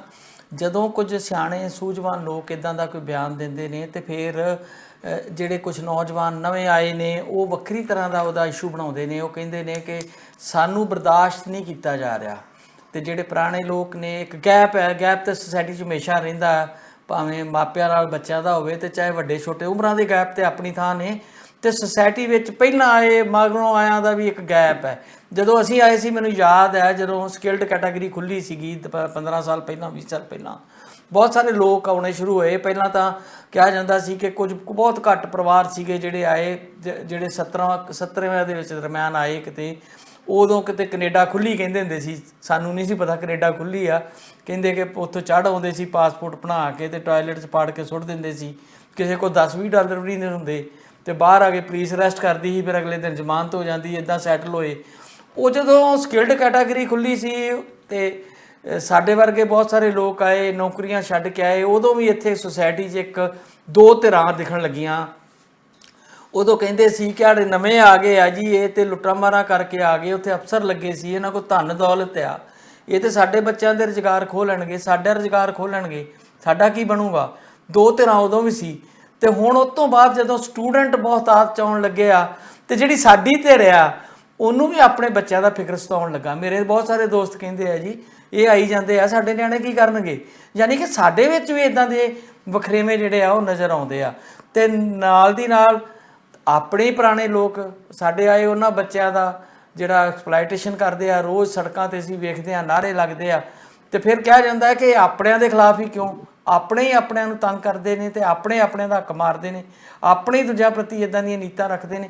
ਸੋ ਇਹ ਸਾਡੀ ਸੁਸਾਇਟੀ ਦਾ ਜਿਹੜਾ ਵਰਤਾਰਾ ਓਵਰਆਲ ਅਸੀਂ ਬੜੇ ਮਾਣ ਨਾਲ ਹੁੱਬ ਕੇ ਕਹਿੰਦੇ ਆ ਅਸੀਂ ਉਸ ਪੰਜਾਬ ਤੋਂ ਆਏ ਆ ਜਿਹੜੀ ਗੁਰੂਆਂ ਦੀ ਧਰਤੀ ਆ, ਪੀਰਾਂ ਫਕੀਰਾਂ ਦੀ ਧਰਤੀ ਆ, ਜਿਹੜੀ ਸਰਬ ਸਾਂਝੀ ਵਾਲਤਾ ਦਾ ਸੰਦੇਸ਼ ਦਿੰਦੀ ਆ। ਤੇ ਫਿਰ ਅਸੀਂ ਇੰਨੇ ਸੌੜੇ ਕਿਉਂ ਹੋ ਜਾਂਦੇ ਸਰ? ਦੇਖੋ ਗੱਲ ਇਹ ਹੈ ਕਿ ਸਾਡੇ ਨਾਲ ਮਸਲਾ ਥੋੜ੍ਹਾ ਕਰਨਾ ਹੈ, ਸਾਰੀ ਮਨੁੱਖੀ ਫਿਤਰਤ ਹੈ। ਇੱਕ ਉਹਦੇ 'ਚ ਮਨੁੱਖੀ ਫਿਤਰਤ ਦੇ ਵਿੱਚ ਖੁਦਪ੍ਰਸਤੀ ਤੇ ਕੁਲਪ੍ਰਸਤੀ ਜਿਹੜੀ ਹੈ ਇਹ ਇੱਕ ਕੁਦਰਤੀ ਹੈ, ਇੱਕ ਨੈਚੁਰਲ ਹੈ। ਇਹਦੇ ਹੁੰਦਾ ਬੰਦਾ ਹਮੇਸ਼ਾ ਆਪਣੇ ਬਾਰੇ, ਆਪਣੇ ਪਰਿਵਾਰ ਬਾਰੇ ਜ਼ਿਆਦਾ ਸੋਚਦਾ। ਪਹਿਲਾਂ ਸੁਸਾਇਟੀ ਬਾਰੇ ਸੋਚਣ ਵਾਸਤੇ ਤੁਹਾਡੀ ਇੱਕ ਤੀਜੀ ਦ੍ਰਿਸ਼ਟੀ ਜਿਹੜੀ ਹੈ ਉਹ ਤੁਹਾਡੇ ਕੋਲ ਹੋਣੀ ਚਾਹੀਦੀ ਹੈ। ਇਸ ਕਰਕੇ ਸੁਸਾਇਟੀ ਬਾਰੇ, ਭਵਿੱਖ ਬਾਰੇ, ਸਮੁੱਚੀ ਕਮਿਊਨਿਟੀ ਬਾਰੇ ਸੋਚਣ ਵਾਸਤੇ ਲਾਜ਼ਮੀ ਤੌਰ ਤੇ ਗਿਆਨ ਦੇ ਜਿਹੜੇ ਦੂਜੇ ਰਸਤੇ ਜਿਹੜੇ ਆ ਉਹ ਤੁਹਾਡੇ ਕੋਲ ਹੋਣੇ ਚਾਹੀਦੇ ਆ। ਜਦੋਂ ਵਿਅਕਤੀ ਜਿਹੜਾ ਆਪਣੇ ਆਪ ਦੇ ਵਿੱਚ ਸਿਮਟਿਆ ਹੁੰਦਾ, ਜਿਹੜਾ ਉਹਦੇ ਵਾਸਤੇ ਖੁਦਪ੍ਰਸਤ ਹੋਣਾ ਜਾਂ ਕੁਲਪ੍ਰਸਤ ਹੋਣਾ ਕੋਈ ਉਹ ਮਿਹਣਾ ਵੀ ਨਹੀਂ ਤੁਸੀਂ ਇਹਨੂੰ ਕਹਿ ਸਕਦੇ। ਤੇ ਇਹ ਲਾਜ਼ਮੀ ਹੈ ਕਿ ਕੁਦਰਤੀ ਸੁਭਾਅ ਦੇ ਵਿੱਚ, ਇਕੱਲੇ ਪੰਜਾਬੀ ਸਮਾਜ ਦੇ ਵਿੱਚ ਨਹੀਂ ਵਾਪਰਦਾ, ਜਾਂ ਸਿੱਖ ਸਮਾਜ ਦੇ ਵਿੱਚ, ਜਾਂ ਹਿੰਦੂ ਸਮਾਜ, ਜਾਂ ਭਾਰਤੀ ਸਮਾਜ 'ਚ ਨਹੀਂ, ਇਹ ਦੁਨੀਆ ਦੇ ਹਰ ਸਮਾਜ ਦੇ ਵਿੱਚ ਇਹ ਵਰਤਾਰਾ ਹੈਗਾ। ਮਨੁੱਖੀ ਪ੍ਰਵਿਰਤੀ ਏਦਾਂ ਦੀ ਵੀ ਹੁੰਦੀ ਹੈ। ਜਦੋਂ ਲਹਿਰਾਂ ਦੀ ਆਪਾਂ ਗੱਲ ਕਰਦੇ ਹਾਂ, ਜਦੋਂ ਤੁਸੀਂ ਫਿਰ ਇੱਕ ਸੁਸਾਇਟੀ ਬਾਰੇ ਜਦੋਂ ਇੱਕ ਅੰਦੋਲਨ ਦੇ ਰੂਪ ਦੇ ਵਿੱਚ ਸਾਡੇ ਕੋਲ ਬਹੁਤ ਸਾਰੀਆਂ ਚੀਜ਼ਾਂ ਆਉਂਦੀਆਂ ਤੇ ਜਿਹੜੀ ਮਨੁੱਖੀ ਪ੍ਰਵਿਰਤੀ ਦਾ ਜਿਹੜਾ ਇਹ ਪਾਸਾ ਜਿਹੜਾ ਐਕਟਿਵ ਹੁੰਦਾ ਉਹ ਉਦੋਂ ਜਿਹੜਾ ਸੁਸਤ ਹੋ ਜਾਂਦਾ ਹੈ ਤੇ ਫਿਰ ਮਨੁੱਖ ਕਿਸੇ ਹੋਰ ਲੈਵਲ ਤੇ ਜਾ ਕੇ ਸੋਚਣ ਲੱਗ ਪੈਂਦਾ। ਲਹਿਰਾਂ ਬੰਦੇ ਨੂੰ ਵੀ ਬਦਲ ਦਿਆ ਕਰਦੀਆਂ। ਸੋ ਇਸ ਕਰਕੇ ਸਾਰਾ ਵਰਤਾਰਾ ਸਾਡੇ ਸਾਹਮਣੇ ਹੈ। ਇਹ ਟਕਰਾਅ ਦੀ ਸਥਿਤੀ ਜਿਹੜੀ ਹੈ ਇੱਕ ਪਰਿਵਾਰ 'ਚ ਵੀ ਹੁੰਦੀ ਹੈ। ਪਰ ਮਤਲਬ ਜਿਹੜਾ ਸੁਸਾਇਟੀ ਦਾ ਸਭ ਤੋਂ ਜਿਹੜਾ ਪ੍ਰਾਇਮਰੀ ਯੂਨਿਟ ਪਰਿਵਾਰ ਹੈ, ਪਰਿਵਾਰ ਦੇ ਵਿੱਚ ਵੀ ਸਭ ਤੋਂ ਪ੍ਰਾਇਮਰੀ ਯੂਨਿਟ ਜਿਹੜਾ ਪਤੀ ਪਤਨੀ ਹੈ, ਇਹਦੇ ਸ਼ਾਇਦ ਅੱਗੇ ਵੀ ਮੈਂ ਗੱਲ ਕੀਤੀ ਹੋਵੇ, ਉਹਦੇ 'ਚ ਵੀ ਇਹ ਟਕਰਾਅ ਸਦਾ ਰਹਿੰਦਾ। ਉਹ ਵੀ ਆਪਣੇ ਬਾਰੇ ਸੋਚਦੇ ਆ, ਸਾਂਝੇ ਤੌਰ ਤੇ ਬਾਅਦ 'ਚ ਸੋਚਦੇ ਆ। ਸੋ ਇਸ ਕਰਕੇ ਇਹਨੂੰ ਏਦਾਂ ਤਾਂ ਨਹੀਂ ਲੈਣਾ ਚਾਹੀਦਾ। ਇਹਦੇ ਲਈ ਬਦਲਾਅ ਜਾਂ ਤਬਦੀਲੀ ਇਸ ਕਰਕੇ ਬਹੁਤ ਜ਼ਿਆਦਾ ਜ਼ਰੂਰੀ ਹੈ ਕਿ ਇਹਦੇ ਸਿੱਟੇ ਫਿਰ ਇਨ ਫਿਊਚਰ ਜਿਹੜੇ ਖਤਰਨਾਕ ਨਿਕਲਦੇ ਆ। ਟਕਰਾਅ ਹੋਣਾ ਪੀੜ੍ਹੀਆਂ ਦੇ ਵਿੱਚ ਇਹ ਕੋਈ ਨਵਾਂ ਵਰਤਾਰਾ ਨਹੀਂ ਹੈ। ਤੇ ਹੁਣ ਤੁਸੀਂ ਜਿਹੜੇ ਪੁਰਾਣੇ ਗਏ ਸੀ ਉਹਨਾਂ 'ਚੋਂ ਕੁਝ ਲੋਕ ਏਦਾਂ ਸੋਚਦੇ ਜਿੱਦਾਂ ਤੁਸੀਂ ਕਿਹਾ, ਪਰ ਤੇ ਉਹ ਸੋਚਦੇ ਵੀ ਆ ਤੇ ਐਕਸਪਲਾਇਟ ਵੀ ਕਰਦੇ ਆ, ਸਾਡੇ ਨਵੇਂ ਬੱਚਿਆਂ ਨੂੰ ਐਕਸਪਲਾਇਟ ਵੀ ਕਰਦੇ ਆ। ਤੇ ਕੁਝ ਏਦਾਂ ਦੇ ਲੋਕ ਵੀ ਹੈਗੇ ਆ ਜਿਹੜੇ ਸਾਰੀਆਂ ਚੀਜ਼ਾਂ ਨੂੰ ਦੇਖਦੇ ਆ ਤੇ ਉਹਨਾਂ ਨੂੰ ਤਕਲੀਫ ਵੀ ਹੁੰਦੀ ਹੈ ਤੇ ਉਹ ਕੋਸ਼ਿਸ਼ ਕਰਦੇ ਆ ਵੀ ਇੱਕ ਦੂਜੇ ਦਾ ਅਸੀਂ ਸਾਥ ਬਣ ਸਕੀਏ, ਭਵਿੱਖ ਤੇ ਜਿਹੜਾ ਵਰਤਮਾਨ ਹੈ ਉਹਦੇ 'ਚ ਕੋਈ ਨਾ ਕੋਈ ਬਿਹਤਰ ਤਾਲਮੇਲ ਹੋਵੇ। ਤੇ ਇੱਦਾਂ ਦੀ ਕੋਸ਼ਿਸ਼ ਚੱਲਦੀ ਰਹਿਣੀ ਚਾਹੀਦੀ ਹੈ। ਤੇ ਇਹ ਆਰਗੇਨਾਈਜੇਸ਼ਨਸ ਜਿਹੜੀਆਂ ਹੈਗੀਆਂ ਨੇ ਥੋੜਾ ਸਹੀ ਤਰੀਕੇ ਨਾਲ ਜਿਹੜੀਆਂ ਸੋਚਦੀਆਂ ਨੇ, ਸਾਰੀ ਸੁਸਾਇਟੀ ਬਾਰੇ ਸੋਚਦੀਆਂ ਨੇ, ਉੱਥੇ ਇਹਨਾਂ ਦੀ ਭੂਮਿਕਾ ਜਿਹੜੀ ਉਹ ਜ਼ਿਆਦਾ ਮਹੱਤਵਪੂਰਨ ਹੋ ਜਾਂਦੀ ਹੈ। ਦਸਾਂਝ ਸਾਹਿਬ ਪੰਜਾਬ ਵੱਲ ਪਰਤੀਏ, ਵੈਸੇ ਖਬਰਾਂ ਤੇ ਮੈਂ 2-4 ਅੱਗੇ ਹੋਰ ਨੇ ਉਹ ਮੈਂ ਕਰ ਚੁੱਕਾ ਡਾਕਟਰ ਸਾਹਿਬ ਨਾਲ, ਬਾਰ-ਬਾਰ ਉਹਨਾਂ ਦਾ ਕਰਨ ਦਾ ਫਾਇਦਾ ਨਹੀਂ ਗਾ। ਰਾਸ਼ਟਰਪਤੀ ਆ ਗਏ ਨੇ ਸਾਡੇ 15ਵੇਂ, ਉਹਨਾਂ ਕਿਹਾ ਕਿ ਮੈਂ ਜਿਹੜੇ ਲੋਕਾਂ 'ਚੋਂ ਆਈ ਹਾਂ ਉਹਨਾਂ ਦੇ ਹਿੱਤਾਂ ਦਾ ਮੈਂ ਖਿਆਲ ਰੱਖੂੰਗੀ। ਮਿਆਂਮਾਰ ਦੇ ਵਿੱਚ 4 ਡੈਮੋਕ੍ਰੇਸੀ ਦੀ ਲੜਾਈ ਲੜਦੇ ਲੋਕਾਂ ਨੂੰ ਫਾਹੇ ਲਾਇਆ ਗਿਆ ਆ। ਖਬਰਾਂ ਮੈਂ ਕਰ ਚੁੱਕਾ, ਦੁਬਾਰਾ ਕਰਨ ਦਾ ਬਹੁਤਾ ਨਹੀਂ ਹੈ। ਜੇ ਤੁਹਾਡੇ ਕੋਲ ਇਹਨਾਂ ਖਬਰਾਂ ਬਾਰੇ ਕੋਈ ਨਵਾਂ ਆਈਡੀਆ ਹੋਵੇ ਤਾਂ ਤੁਸੀਂ ਉਹ ਸਾਂਝਾ ਕਰ ਸਕਦੇ ਹੋ। ਮੈਂ ਪੰਜਾਬ ਵੱਲ जी ਤੇ ਮੈਂ ਸਿਰਫ ਰਾਸ਼ਟਰਪਤੀ ਬਾਰੇ ਬਸ ਛੋਟੀ ਜਿਹੀ ਗੱਲ ਕਰਨੀ ਹੈ। हाँ जी ਇੱਕ ਤਾਂ ਸਵਾਗਤ ਹੈ ਉਹਨਾਂ ਦਾ, ਉਹਨਾਂ 15ਵੇਂ ਰਾਸ਼ਟਰਪਤੀ ਦੇ ਤੌਰ ਤੇ ਉਹਨਾਂ ਨੇ ਆਪਣੇ ਅਹੁਦੇ ਦੀ ਸਹੁੰ ਚੁੱਕ ਲਈ ਹੈ। ਭਾਰਤ ਦੇ ਚੀਫ ਜਸਟਿਸ ਨੇ ਉਹਨਾਂ ਨੂੰ ਸਹੁੰ ਚੁਕਾਈ ਹੈ। ਉੜੀਸਾ ਤੋਂ ਆਉਂਦੇ ਨੇ, ਜਦੋਂ ਉਹ ਸਹੁੰ ਚੱਕ ਰਹੇ ਸੀ ਉਦੋਂ ਇੱਕ ਖਬਰ ਆ ਰਹੀ ਸੀ ਉੜੀਸਾ ਤੋਂ। ਉੜੀਸਾ 'ਚ ਇੱਕ ਮੰਦਿਰ ਹੈ ਤੇ ਉਸ ਮੰਦਿਰ ਦਾ ਸੁੰਦਰੀਕਰਨ ਕੀਤਾ ਜਾ ਰਿਹਾ ਹੈ। ਜੋ ਸੁੰਦਰੀਕਰਨ ਕਰਨਾ ਹੈ ਉਸ ਮੰਦਿਰ ਦਾ, ਤੇ ਉੱਥੇ ਆਲੇ ਦੁਆਲੇ ਜਿਹੜੇ 100 ਦੇ ਕਰੀਬ ਦਲਿਤ ਪਰਿਵਾਰ ਰਹਿੰਦੇ ਸੀ ਉਹਨਾਂ ਨੂੰ ਉਜਾੜ ਦਿੱਤਾ ਗਿਆ, ਤੇ ਉਹਨਾਂ ਦੇ ਘਰ ਢਾਹ ਦਿੱਤੇ ਗਏ ਆ, ਬੁਲਡੋਜ਼ਰ ਚਲਾ ਦਿੱਤੇ ਗਏ ਆ। ਇਹ ਉਸੇ ਦਿਨ ਘਟਨਾ ਵਾਪਰਦੀ ਹੈ ਜਦੋਂ ਭਾਰਤ ਦੇ ਨਵੇਂ ਰਾਸ਼ਟਰਪਤੀ ਦ੍ਰੋਪਦੀ ਮੁਰਮੂ ਜਿਹੜੇ ਆ ਉਹ ਸਹੁੰ ਚੱਕਦੇ ਆ ਤੇ ਨਾਲੇ ਇਹ ਕਹਿ ਰਹੇ ਆ ਕਿ ਮੈਂ ਆਪਣੇ ਸਮਾਜ ਦਾ ਖਿਆਲ ਰੱਖੂੰਗੀ। ਆਪਣਾ ਸਮਾਜ ਨਹੀਂ, ਸਾਰੇ ਦੇਸ਼ ਦਾ ਖਿਆਲ ਰੱਖਣਾ ਉਹਨਾਂ ਦੀ ਜ਼ਿੰਮੇਵਾਰੀ ਹੈ, ਕਿਉਂਕਿ ਉਹ ਕਿਸੇ ਇੱਕ ਸਮਾਜ ਦੇ ਰਾਸ਼ਟਰਪਤੀ ਨਹੀਂ ਹੈ। ਪਰ ਇਹ ਜ਼ਰੂਰ ਹੈ ਕਿ ਜਿਸ ਤਰ੍ਹਾਂ ਦੀ ਸਥਿਤੀ ਆਦਿਵਾਸੀ ਇਲਾਕਿਆਂ ਦੀ ਹੈ ਜਾਂ ਆਦਿਵਾਸੀ ਲੋਕਾਂ ਦੀ ਹੈਗੀ ਹੈ, ਉਸ ਸਥਿਤੀ ਦੇ ਵਿੱਚ ਜਾਂ ਦਮਤ ਜਿਹੜੇ ਲੋਕ ਨੇ, ਦੇਸ਼ ਦਾ ਜਿਹੜਾ ਵੱਡਾ ਹਿੱਸਾ ਜਿਹੜਾ ਇਹ ਬਹੁਤ ਵੱਡੇ ਕਹਿ ਲਓ ਵੀ ਸੰਕਟ ਚੋਂ ਗੁਜ਼ਰ ਰਿਹਾ ਹੈ, ਉਹਨੂੰ ਸਹੀ ਲੀਹ ਤੇ ਲੈ ਕੇ ਆਉਣਾ ਤੇ ਬਹੁਤ ਵੱਡੀ ਜ਼ਿੰਮੇਵਾਰੀ ਹੈ। ਪਰ ਸੰਵਿਧਾਨਕ ਤੌਰ ਦੇ ਉੱਤੇ ਗੱਲ ਕਰ ਲੈਣੀ ਹੋਰ ਗੱਲ ਹੈ ਵੀ ਸੰਵਿਧਾਨਕ ਤੌਰ ਦੇ ਉੱਤੇ ਜਿਹੜਾ ਉਹਨਾਂ ਦੇ ਕੋਲ ਉਸ ਤਰ੍ਹਾਂ ਦੀਆਂ ਸ਼ਕਤੀਆਂ ਨਹੀਂ ਹੈ ਜਿਹਨਾਂ ਨੂੰ ਵਰਤ ਕੇ ਉਹ ਜੋ ਚਾਹੁੰਦੇ ਉਹ ਕਰ ਸਕਣ, ਕਿਉਂਕਿ ਕਾਰਜਪਾਲਿਕਾ ਜਿਹੜੀ ਹੈ ਉਹ ਪ੍ਰਧਾਨ ਮੰਤਰੀ ਦੇ ਅੰਡਰ ਹੀ ਹੈ। ਪਰ ਉਸੇ ਦਿਨ ਜਦੋਂ ਇੱਕ ਮੰਦਿਰ ਦੀ ਸੁੰਦਰੀਕਰਨ ਦੇ ਨਾਂ ਦੇ ਉੱਤੇ 100 ਦਲਿਤ ਪਰਿਵਾਰਾਂ ਦੇ ਘਰ ਜਿਹੜੇ ਢਾਹ ਦਿੱਤੇ ਜਾਣ ਤਾਂ ਲਾਜ਼ਮੀ ਥੋੜਾ ਇੱਕ ਵਿਰੋਧਾਭਾਸ ਜਿਹਾ ਨਜ਼ਰ ਆਉਂਦਾ ਹੈ। ਜੀ ਬਿਲਕੁਲ ਜੀ। ਉਹਨਾਂ ਵੈਸੇ ਸ਼ਬਦ ਆਪਣੇ ਸਮਾਜ ਨਹੀਂ ਕਿਹਾ, ਮੇਰੇ ਮੂੰਹ ਚੋਂ ਸ਼ਾਇਦ ਨਿਕਲ ਗਿਆ। ਉਹਨਾਂ ਕਿਹਾ ਮੈਂ ਜਨ ਹਿੱਤ ਲਈ ਜਿਹੜੀ ਆ ਲਗਾਤਾਰ ਯਤਨਸ਼ੀਲ ਜਿਹੜੀ ਆ ਉਹ ਰਹੂੰਗੀ। ਅੱਛਾ, ਹੁਣ ਪੰਜਾਬ ਦੀ ਕੋਈ ਗੱਲਾਂ ਬਾਤਾਂ ਦੋ ਚਾਰ ਤੁਹਾਡੇ ਨਾਲ ਕਰ ਲਈਏ। ਇੱਕ ਤਾਂ ਜਿਹੜਾ ਗੈਂਗਸਟਰ ਕਲਚਰ ਆ ਉਹਦੇ ਉੱਤੇ ਬੜੀ ਚਿੰਤਾਵਾਂ ਨੇ, ਫਿਰ ਆਪਾਂ ਮੁੜ ਉੱਤੇ ਆ ਗਏ ਪਹਿਲੀ ਖਬਰ ਤੋਂ ਬਾਅਦ।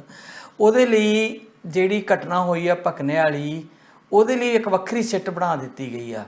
ਤੇ ਇੱਕ ਮਾਨਸਾ ਜ਼ਿਲ੍ਹੇ ਦਾ ਸ਼ਾਇਦ ਪੁਲਿਸ ਅਫਸਰ ਹੈ ਕੋਈ, ਆਈ ਜਿਹੜੀ ਹੁੰਦੀ ਇਹਨਾਂ ਦੀ ਉਹਨੂੰ ਕਿਹੜਾ ਵਿੰਗ ਹੁੰਦਾ ਪੁਲਿਸ ਦਾ, ਜਿਹਦੇ ਵਿੱਚ ਜਾ ਕੇ ਦੋਸ਼ੀ ਨੂੰ ਫੜ ਕੇ ਸਪੈਸ਼ਲ ਤਰੀਕੇ ਨਾਲ ਉਹਨੂੰ ਮਨਾਇਆ ਜਾਂਦਾ ਕਿ ਉਹਨੇ ਕੀ ਕੀਤਾ, ਜਾਂ CIA ਸਟਾਫ ਸ਼ਾਇਦ ਹੁੰਦਾ ਉਹਨਾਂ ਦਾ ਕੋਈ ਮੁਖੀ ਜਾਂ ਹਾਂਜੀ CIA ਸਟਾਫ ਹੁੰਦਾ ਜੀ ਮੇਰੇ ਖਿਆਲ। ਆਪਣੇ ਕ੍ਰਾਈਮ ਬ੍ਰਾਂਚ ਵਾਲਾ ਮਤਲਬ ਘੱਟ ਕਨਸੈਪਟ ਹੈ ਮੇਰੇ ਖਿਆਲ ਇੰਡੀਆ ਪੰਜਾਬ ਦੇ ਵਿੱਚ।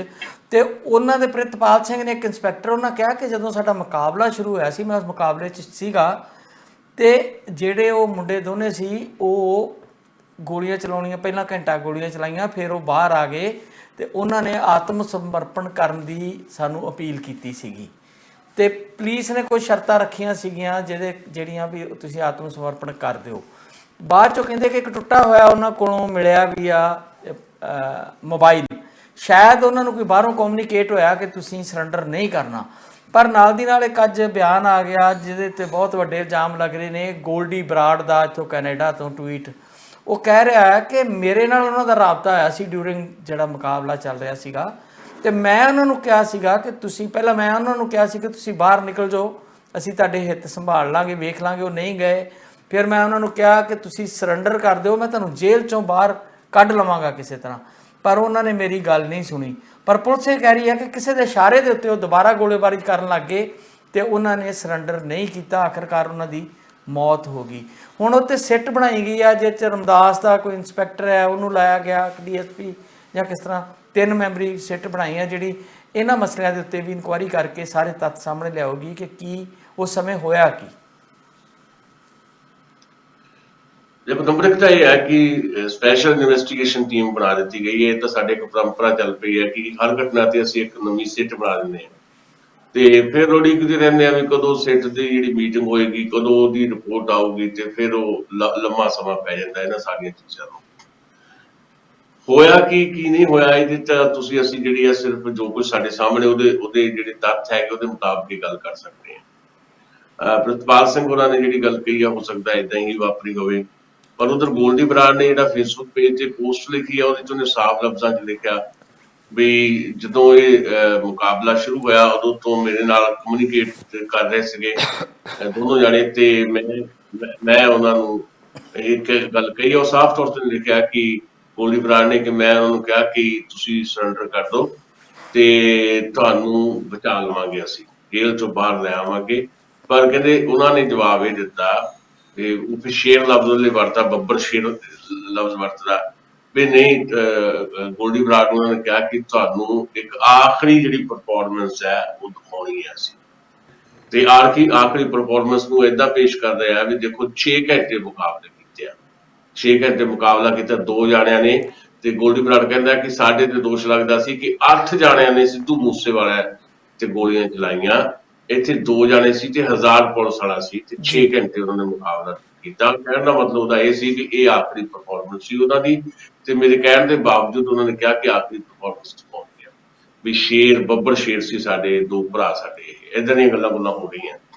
ਸੋ ਮੈਨੂੰ ਲੱਗਦਾ ਕਿ ਗਲੋਰੀਫਾਈ ਕਰਨਾ ਇਸ ਤਰ੍ਹਾਂ ਦਾ ਸਾਰਾ ਕੁਝ ਜਿਹੜਾ ਇੱਕ ਪਾਸੇ ਉਧਰੋਂ ਵੀ ਦਰੁਸਤ ਨਹੀਂ ਹੈ, ਤੇ ਪੁਲਿਸ ਨੂੰ ਵੀ ਥੋੜਾ ਮੈਨੂੰ ਲੱਗਦਾ ਹੈ ਕਿ ਸਾਡੀ ਪੁਲਿਸ ਪ੍ਰਸ਼ਾਸਨ ਹੈ ਉਹਨੂੰ ਇਹਦੇ ਤੇ ਰੀਥਿੰਕ ਕਰਨ ਦੀ ਜ਼ਰੂਰਤ ਹੈ, ਸਰਕਾਰ ਨੂੰ ਵੀ ਕੀ ਆਖਰੀ ਹਥਿਆਰ ਜਿਹੜਾ ਸੀ ਕਿ ਉਹਨਾਂ ਦਾ ਮਰਡਰ ਕਰਨਾ ਜਾਂ ਉਹਨਾਂ ਨੂੰ ਐਨਕਾਊਂਟਰ ਚ ਮਾਰਨਾ, ਕੀ ਹੋਰ ਕੋਈ ਵਿਧੀ ਨਹੀਂ ਸੀ ਕਿ ਉਹ ਸਰੈਂਡਰ ਨਹੀਂ ਵੀ ਸੀ ਕਰਦੇ ਤਾਂ ਕਿਵੇਂ ਉਹਨਾਂ ਨੂੰ ਗ੍ਰਿਫਤਾਰ ਕੀਤਾ ਜਾ ਸਕਦਾ ਸੀ। ਨਵੀਆਂ ਟੈਕਨੀਕਸ ਨੇ, ਆਧੁਨਿਕ ਬਹੁਤ ਸਾਰੀਆਂ ਬੇਹੋਸ਼ ਕਰਨ ਵਾਲੀਆਂ ਟੈਕਨੀਕਸ ਨੇ, ਗੈਸ ਗੂਸ ਭੇਜ ਕੇ ਜਾਂ ਕਈ ਕੁਝ ਕੀਤਾ ਜਾ ਸਕਦਾ ਸੀ। ਡਰੋਨ ਟੈਕਨੋਲੋਜੀ ਹੈ ਸਾਡੇ ਕੋਲ ਜੀ, ਉਹਦੇ ਨਾਲ ਗੈਸ ਕਰ ਸਕਦੇ ਜੋ ਡਰੋਨ ਟੈਕਨੋਲੋਜੀ ਹੈਗੀ ਆ, ਬਿਨਾਂ ਬੰਦਾ ਭੇਜਾਂ ਗੈਸ ਵਗੈਰਾ ਦਾ ਉੱਥੇ ਇਸਤੇਮਾਲ ਕੀਤਾ ਜਾ ਸਕਦਾ ਸੀ। ਤੁਸੀਂ ਠੀਕ ਕਹਿ ਰਹੇ ਹੋ, ਉਹਨਾਂ ਨੂੰ ਬੇਹੋਸ਼ ਕੀਤਾ ਜਾ ਸਕਦਾ ਸੀਗਾ, ਫਿਰ ਉਹਨਾਂ ਨੂੰ ਅਰੈਸਟ ਕੀਤਾ ਜਾ ਸਕਦਾ, ਇਸ ਤਰ੍ਹਾਂ ਦੇ ਕੁਝ ਹੋ ਸਕਦਾ ਸੀਗਾ। ਪਰ ਚਲੋ ਜੋ ਵੀ ਇੱਥੇ ਸਾਡੇ ਸਿਸਟਮ 'ਚ ਚੱਲ ਰਿਹਾ ਉਹੀ ਕੁਝ ਚੱਲਦਾ। ਤੁਸੀਂ ਆਪਣੀ ਗੱਲ ਪੂਰੀ ਕਰ ਲਓ, ਫਿਰ ਮੈਂ ਇੱਥੇ ਅੱਗੇ ਥੋੜ੍ਹੀ ਜਿਹੀ ਗੱਲ ਹੋਰ ਕਰਨੀ ਚਾਹੂੰਗਾ। ਮੈਂ ਬਸ ਇਹਦੇ ਲਾਸਟ ਗੱਲ ਹੀ ਕਰਨੀ ਹੈ ਵੀ ਇਹ ਜ਼ਰੂਰ ਇਨ ਫਿਊਚਰ ਸੋਚਣਾ ਚਾਹੀਦਾ ਸਾਡੀ ਜਿਹੜੀ ਪੁਲਿਸ ਐਡਮਿਨਿਸਟ੍ਰੇਸ਼ਨ ਹੈ ਜਾਂ ਸਰਕਾਰ ਨੂੰ ਵੀ ਅਸੀਂ ਮੁੜ ਕੇ ਉਸ ਦੌਰ 'ਚ ਨਾ ਚਲੇ ਜਾਈਏ ਕਿ ਇੱਕ ਸਿਲਸਿਲਾ ਸ਼ੁਰੂ ਹੋ ਜਾਵੇ ਇਸ ਤਰ੍ਹਾਂ ਦੇ ਐਨਕਾਊਂਟਰਸ ਦਾ। ਵੈਸੇ ਸਰਕਾਰ ਜਿਹੜੀ ਹੁਣ ਬਾਰ-ਬਾਰ ਅਪੀਲ ਕਰ ਰਹੀ ਹੈ ਵੀ ਜੇ ਗੈਂਗਸਟਰ ਜਿਹੜੇ ਆ ਜੇ ਆਤਮ ਸਮਰਪਣ ਕਰਦੇ ਆ, ਸਰੈਂਡਰ ਕਰਦੇ ਆ, ਤੇ ਸਰਕਾਰ ਹਮਦਰਦੀ ਨਾਲ ਉਹਨਾਂ ਦੇ ਕੇਸ ਜਿਹੜੇ ਵਿਚਾਰੇਗੀ, ਸਰਕਾਰ ਕੋਸ਼ਿਸ਼ ਕਰੇਗੀ ਕਿ ਉਹਨਾਂ ਨੂੰ ਮੁੱਖ ਧਾਰਾ ਦੇ ਵਿੱਚ ਲਿਆਂਦਾ ਜਾਏ। ਤੇ ਇਸ ਤਰ੍ਹਾਂ ਦੇ ਯਤਨ ਹੁੰਦੇ ਆ ਕਿਉਂਕਿ ਤੁਹਾਨੂੰ ਪਤਾ ਹੈ ਕਿ ਪੋਲੀਟੀਕਲ ਕਨੈਕਸ਼ਨ ਵੀ ਬਹੁਤ ਸਾਰੇ ਰਹਿੰਦੇ ਆ। ਗੈਂਗਸਟਰ ਜਿਹੜੇ ਆ ਇਹਨਾਂ ਦੇ ਪਿਛਲੀਆਂ ਸਰਕਾਰਾਂ 'ਚ ਬੈਠੇ ਲੋਕਾਂ ਦੇ ਨਾਲ ਬਹੁਤ ਸਾਰਿਆਂ ਦੇ ਜਿਹੜੇ ਸੰਪਰਕ ਰਹੇ ਆ, ਤੇ ਬਹੁਤ ਓਪਨ ਗੱਲਾਂ ਨੇ, ਇਹਦੇ 'ਚ ਕੋਈ ਦੋ ਰਾਵਾਂ ਵੀ ਨਹੀਂ।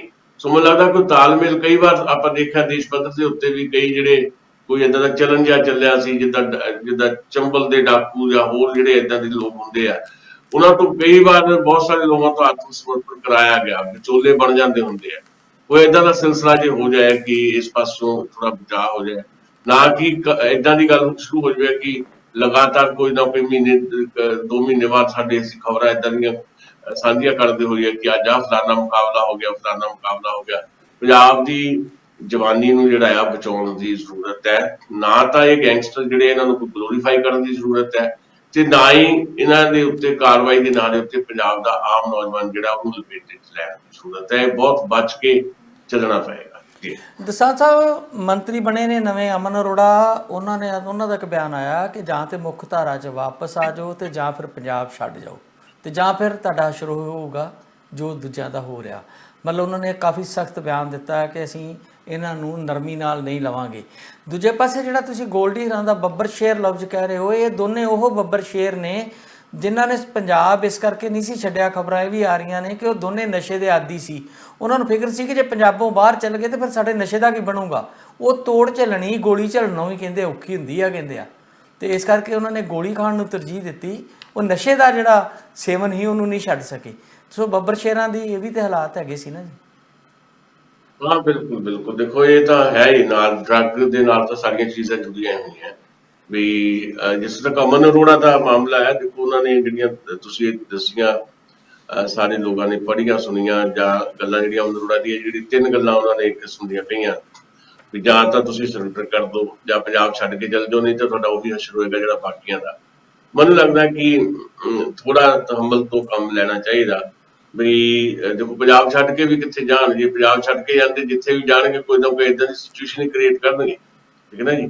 ਪੰਜਾਬ ਛੱਡ ਕੇ ਜਾਣ ਨਾਲ ਪੰਜਾਬ ਥੋੜਾ ਸੁਰੱਖਿਅਤ ਹੋ ਜਾਊਗਾ। ਆ ਜਿਹੜੇ 8 ਸ਼ਾਰਪ ਸ਼ੂਟਰ ਦੱਸੇ ਗਏ ਇਹਦੇ ਚ ਕੋਈ ਹਰਿਆਣੇ ਦਾ, ਕੋਈ ਯੂਪੀ ਦਾ, ਕੋਈ ਕਿਤੇ ਦਾ, ਠੀਕ ਹੈ। ਪੰਜਾਬੀ ਮਤਲਬ ਬਾਹਰੋਂ ਆ ਕੇ ਵੀ ਤਾਂ ਮਰਡਰ ਹੋਇਆ ਨਾ। ਤੇ ਉਹ ਜਿਹੜਾ ਮਤਲਬ ਜਿਹੜੇ ਇਸ ਤਰ੍ਹਾਂ ਦੇ ਹੁਣ ਗੈਂਗਸਟਰ ਜਿਹੜੇ ਹੈਗੇ ਇਹਨਾਂ ਦਾ ਤਾਲਮੇਲ ਜਿਹੜਾ ਹੁਣ ਕਿਉਂ ਬਣਾਈ ਆ ਪੰਜਾਬ ਪੁਲਿਸ ਤੇ ਰਾਜਸਥਾਨ ਦੀ police, Haryana police, UP police ਤੇ ਦਿੱਲੀ ਪੁਲਿਸ, ਇਹਨਾਂ ਦੀ ਇੱਕ ਤਾਲਮੇਲ ਕਮੇਟੀ ਬਣੀ ਹੈ। ਇਹਦਾ ਮਤਲਬ ਹੈ ਕਿ ਸਾਰੇ ਜਿਹੜੇ ਨਾਰਥ ਦੇ ਜਿਹੜੇ ਕੁਝ ਸੂਬੇ ਹੈਗੇ ਆ, ਇਹਨਾਂ 'ਚ ਬੈਠੇ ਗੈਂਗਸਟਰ, ਇਹਨਾਂ ਦਾ ਪੂਰਾ ਨੈਟਵਰਕ ਹੈ। ਪੰਜਾਬ ਛੱਡ ਕੇ ਵੀ ਜਾਣਗੇ ਤਾਂ ਫਿਰ ਨੈਟਵਰਕ 'ਚ ਤਾਂ ਬਣੇ ਰਹਿਣਗੇ ਨਾ, ਤੇ ਜਦੋਂ ਮਰਜ਼ੀ ਪੰਜਾਬ ਜਾ ਕੇ ਜਿਹੜੀ ਮਰਜ਼ੀ ਉਹ ਕਾਰਵਾਈ ਕਰਦੇ ਜਾਣ।